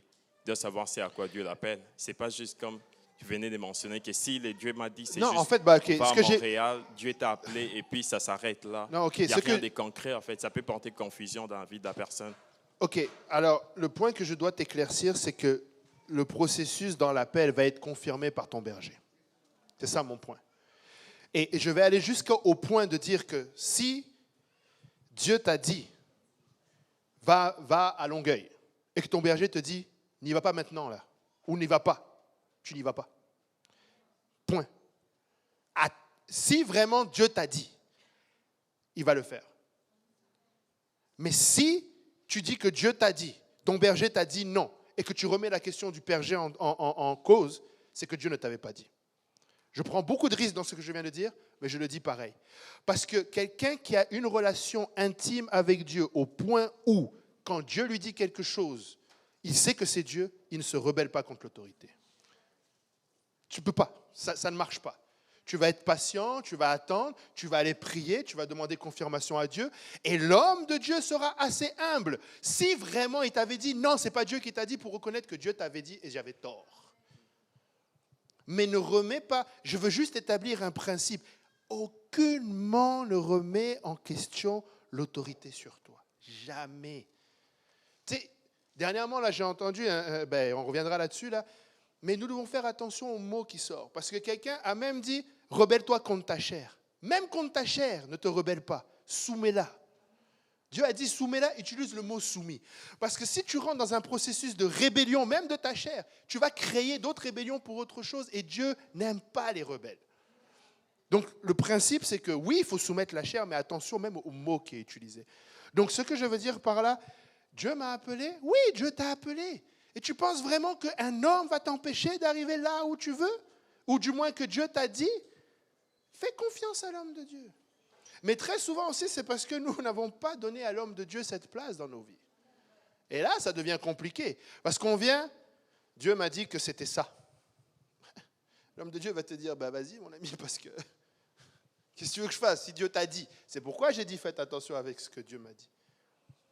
Il y avait le frère David juste avant. C'est juste pour compléter ta réponse. Ouais, vas-y. C'est juste pour compléter la réponse. Je lisais le livre du bishop Bernard récemment, Comment bâtir une église. Et il a vraiment partagé un peu au niveau de ce processus-là de l'appel de Dieu et comment savoir et comment confirmer que c'est ça. Et en fait, j'avais beaucoup apprécié parce qu'il parlait de comment il est rentré dans le ministère à temps plein. Et au départ, lui et sa femme se sont installés au Tennessee. Et pour raccourcir l'histoire, il a toujours su qu'il était appelé à Austin, au Texas. Pourtant, ça leur a pris 5 ans avant que Dieu les libère. C'est vraiment le mot qu'il a utilisé. Et tout ce temps-là, Dieu avait comme aplani les sentiers. Il y avait une année où ils ont voulu aller à Austin et le Seigneur leur a dit non. Et le Seigneur le leur a dit à travers la bouche de leurs dirigeants, de leurs anciens, non, c'est pas le moment. Pourtant, ils avaient le fardeau. Le fardeau était réel pour aller à Austin. Mais ce que j'ai beaucoup aimé et qui m'a beaucoup édifié, c'est qu'il, lui et sa femme ont passé beaucoup de temps en prière, en jeûne, toujours à chercher le conseil de personnes plus âgées dans le ministère. Et un soir, le soir où ça a été confirmé qu'il devait y aller, il dit qu'il a juste vraiment ressenti comme quelque chose de lourd sur lui. Et à ce moment-là, il savait que c'était le Seigneur qui lui parlait. Il a dit, Seigneur, la parole déclare que nous devons demander la sagesse. Nous devons demander la sagesse.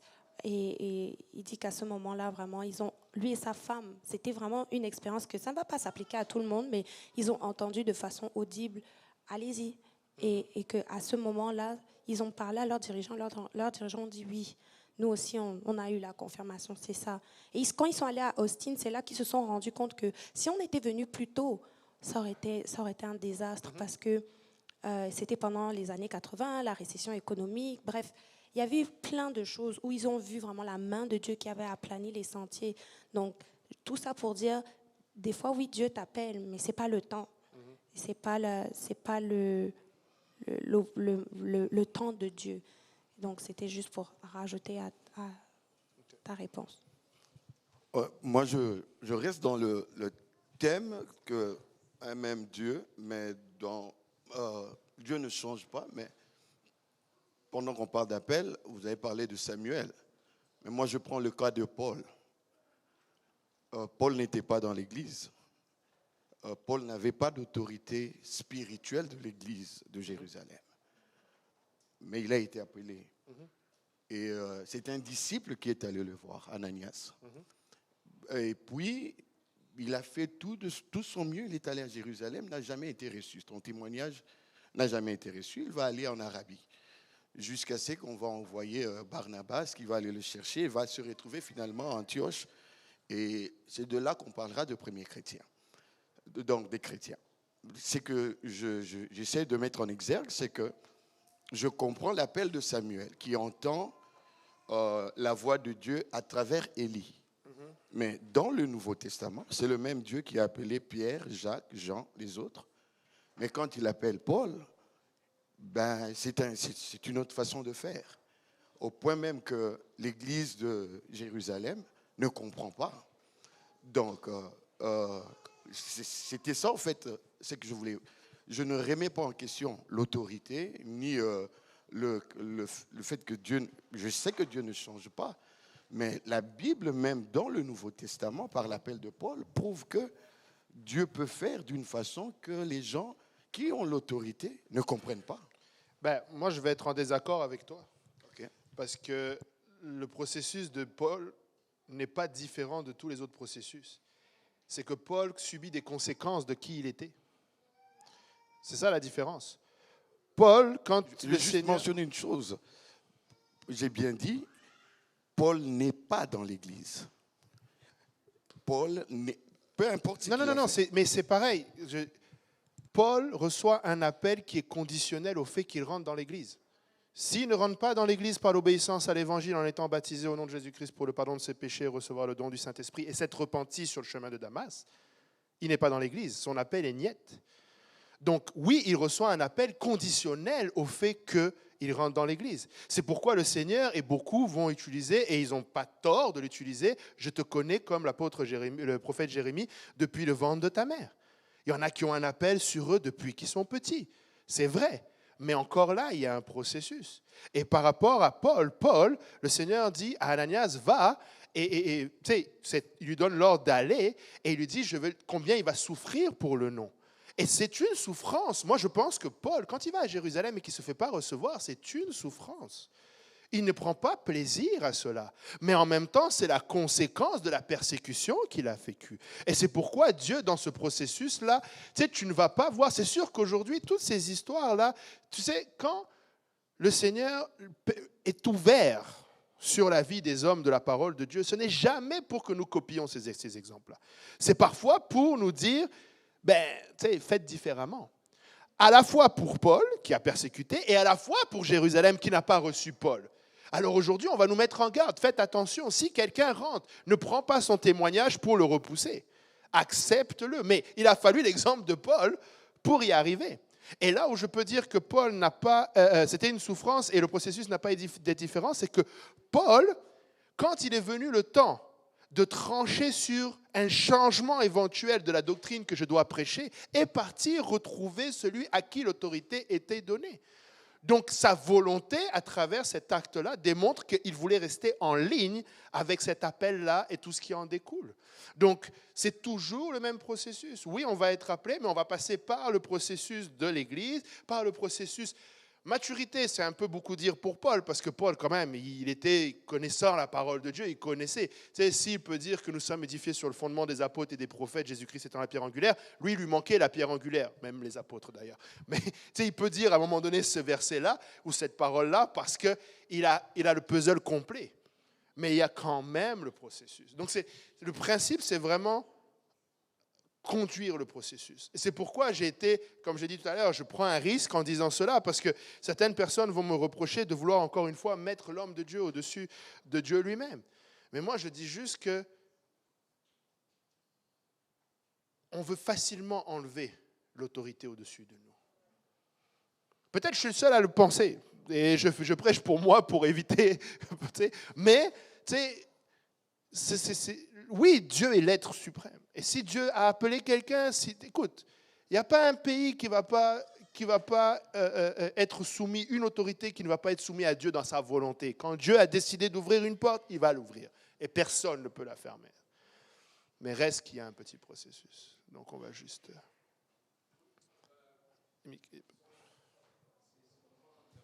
Parce que nous parlons seulement de ceux-là qui ont répondu à leur appel, mais dans le même processus, il y a des gens aussi, beaucoup de gens qui ont gâché leur appel à ne pas suivre le même le processus.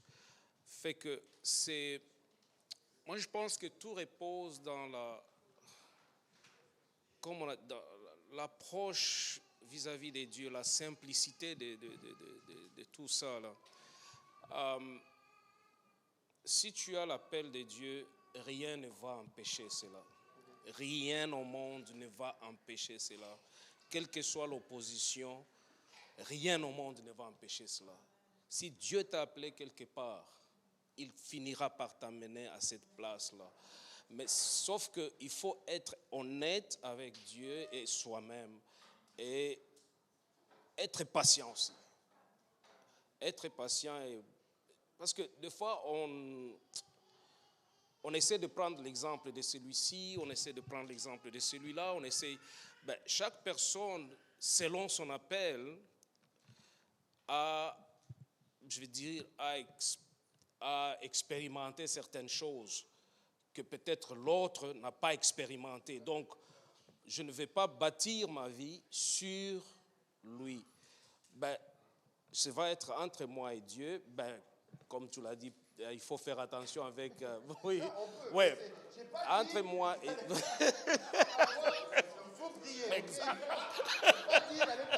oui, dans cette relation personnelle, il y a cette honnêteté. Nous savons réellement que nous sommes honnêtes dans cette démarche que nous prenons. C'est une maturité aussi. Exactement. C'est sûr qu'avec la maturité, exactement. tu sais reconnaître, mais tout le monde est mature tout de suite. Vu les années que j'ai passées même en Afrique, j'avais vu des gens qui sont allés prendre les cours bibliques. En revenant, ils ont eu leur certificat. En revenant des cours bibliques, ils ont cherché à bousculer toutes choses autour. parce qu'ils ont fini l'étude biblique, maintenant ils viennent s'imposer pour bousculer toutes choses. Mais ça n'a pas marché. Mais j'ai vu des gens qui n'ont jamais été à l'école biblique. Mais dans leur marche spirituelle, ils ont été honnêtes. Et Dieu les a appelés, il les a placés là où ils sont et les choses fonctionnent comme il faut. Fait que je pense que c'est... Il y a cette relation-là. Avant de donner la parole à Michael, il y a une pensée qui m'est venue, vu que tu parles de peut-être quelque chose qu'on n'a pas parlé. Tu sais, si on tournait la table, ça j'ai dit ça à quelqu'un dernièrement, si on tournait la table, le Seigneur dit de prier pour les ouvriers. Tu sais, un pasteur qui ne veut pas d'ouvriers, là, il a un problème. Il a un sacré problème. Parce que le Seigneur a dit, prie pour les ouvriers. Toi, l'ouvrier arrive là, et tu ne veux pas qu'il y aille. Donc, des fois, c'est nous-mêmes qui devons prier et chercher la face de Dieu pour ne pas envoyer quelqu'un à la destruction trop tôt. Des fois, c'est nous-mêmes qui avons cette lutte-là. Parce qu'on veut quelqu'un, encore moi, à mon niveau, peut-être pas, mais je parle peut-être des responsables de Global Mission, par exemple. Ils prient pour que quelqu'un aille en Afghanistan. Maintenant, il envoie qui en Afghanistan? Là, il est obligé de prier fort. Seigneur, parle-lui. Parce que si tu ne lui parles pas, là, comment moi je vais aller lui dire il est appelé en Afghanistan? Donc, tu sais, c'est pas... Tout le monde veut aller au ciel. Et on veut servir Dieu. Donc, tu sais, des fois, même la table, là, quand on la tourne, elle n'est pas évidente. Mais dans tout ça, c'est toujours le meilleur... En fait, vraiment, je vous dis, on va peut-être enseigner sur la soumission prochainement, mais la soumission, c'est un bouclier. C'est juste ça, en fait, la soumission.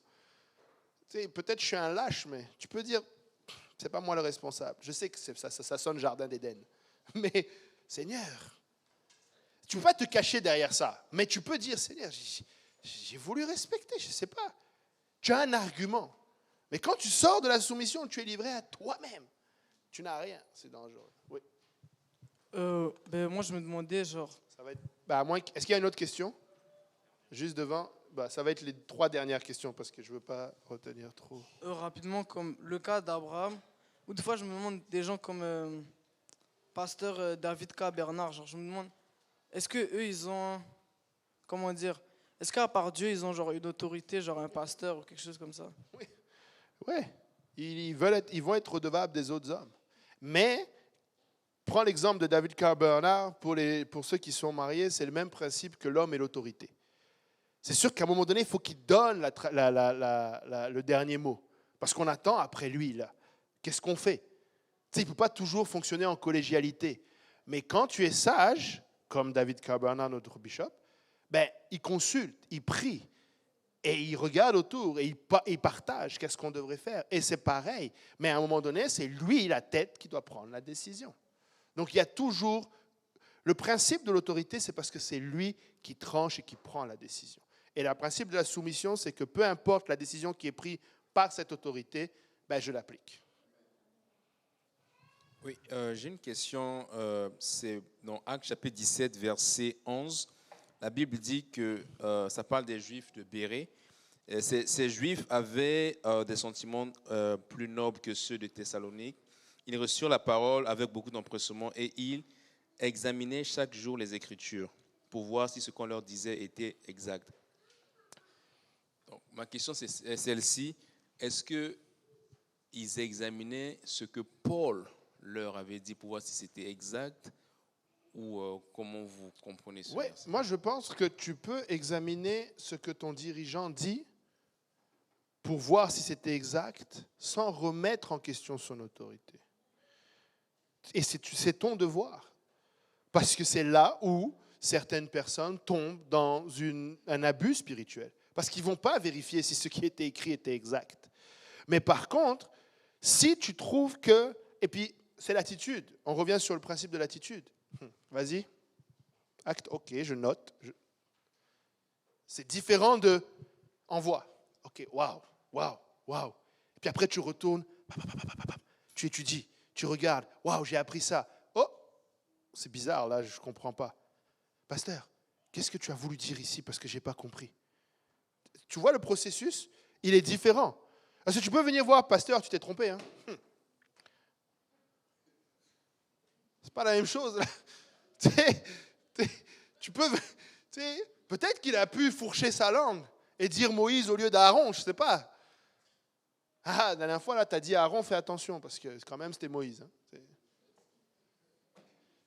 Tu vois ce que je veux dire? C'est comme l'attitude avec laquelle tu vas arriver. Mais non, nous devons examiner les Écritures. Mais l'examen des Écritures vient avec le désir de savoir plus.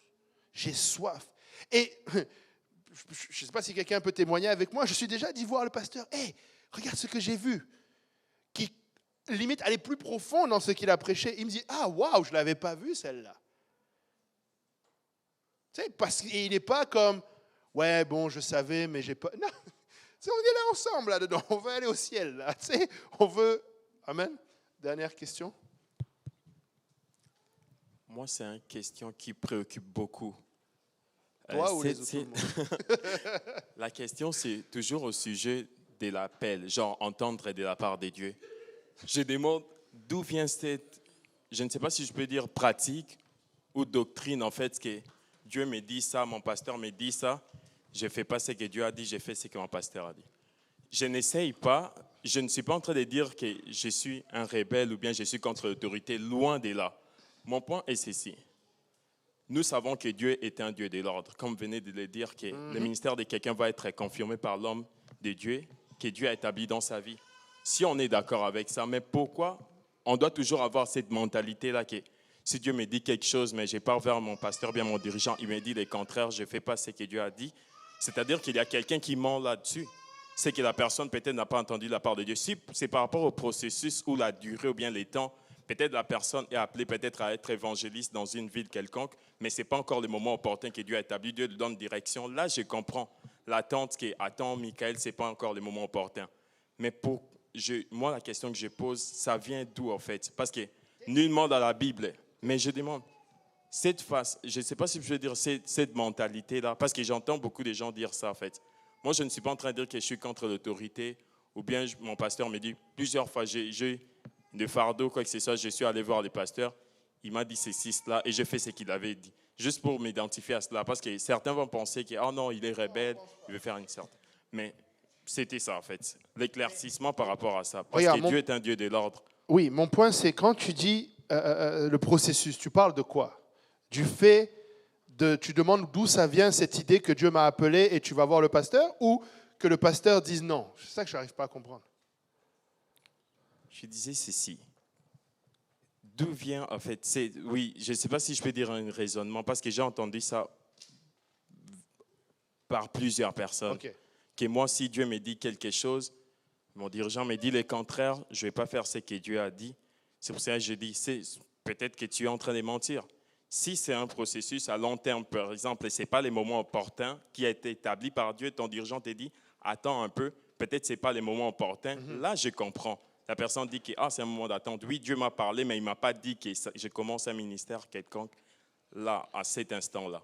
Mais moi, je demande, ça vient d'où, en fait, cette pratique? Parce que nullement dans la Bible, j'ai vu ça, que quelqu'un a reçu une direction de la part de Dieu, et puis son dirigeant a dit non, ce n'est pas ça. Et puis il dit, OK, je mets l'idée de Dieu de côté. Non, moi, c'est ça, en fait, la question. J'espère que j'ai compris ta question, et voici la réponse. Le point, c'est que, et c'est pourquoi on est ici mercredi, et il est presque 9h, ça va, c'est pas si pire, on veut tous grandir, on veut tous maturer. Alors des fois, il y a un manque de maturité. Des fois, comme Samuel, il y a un manque de maturité. Donc, tu vas chercher auprès du pasteur. Donc, je ne suis pas en train de dire que tous ceux qui écoutent ou qui entendent de la part de Dieu n'ont pas entendu de la part de Dieu. Je suis juste en train de dire qu'il est difficile pour moi d'acquiescer que quelqu'un a entendu de la part de Dieu tout en ayant une attitude complètement rebelle. Je me dis, mince, il y a des gens, ils prient, ils jeûnent, sincèrement, ils n'entendent pas comme toi, puis toi, tu es rebelle, Dieu te parle. OK, c'est Dieu. Mais dans ce cas-là, il y a une façon de faire aussi les choses. Et c'est pourquoi je disais, quand tu viens voir ton pasteur et que tu dis, Dieu m'a dit, je sais que ce que répond pasteur Kausi va te répondre. Fais. Parce qu'il ne va jamais aller contre Dieu m'a dit. Mais moi, aujourd'hui, je suis juste en train d'essayer d'aider quelqu'un, de lui dire, écoute, si Dieu t'a dit, sois juste sûr que tu es en accord avec ton dirigeant. Maintenant, d'où est-ce que ça peut venir autrement que de là, de le manque de maturité? Le diable. Dieu a-t-il réellement dit que tu n'iras pas à Montréal? Dieu a-t-il réellement dit que tu ne mangeras pas du fruit de l'arbre de la connaissance du bien et du mal? Des fois, là, tu sais, le diable parle plus que Dieu, mais on l'entend, tu sais, ou du moins on entend plus le diable que Dieu. Et je n'ai pas peur de dire le diable dans le sens où, tu sais, quand je dis le diable, c'est que, vous savez, le diable, il est beaucoup aidé par notre orgueil. Le diable est beaucoup aidé par nos propres ambitions. Oh, tu as trouvé cette fille super belle, Dieu m'a dit que c'est elle que j'allais marier. Dieu, il ne t'a pas dit elle, hein, mais il t'a dit elle. Donc, des fois, il est beaucoup aidé par nous-mêmes. Donc, c'est dans ce sens-là que je dis, mais le point, encore une fois, je sais que Dieu appelle. Et d'ailleurs, il dit qu'il a beaucoup d'appelés, mais il y a peu d'élus. Donc, il appelle beaucoup. Mais le point, c'est que je veux juste exhorter quelqu'un à réaliser que mon point au départ, c'était Dieu ne change pas.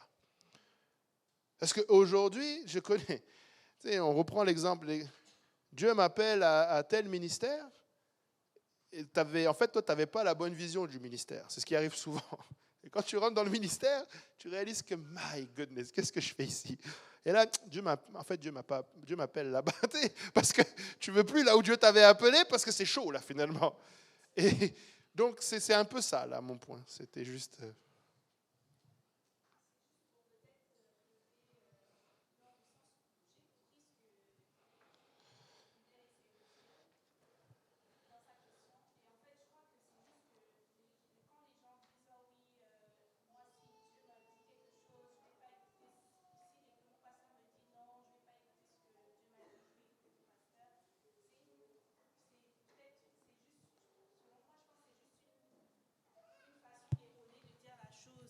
Je pense que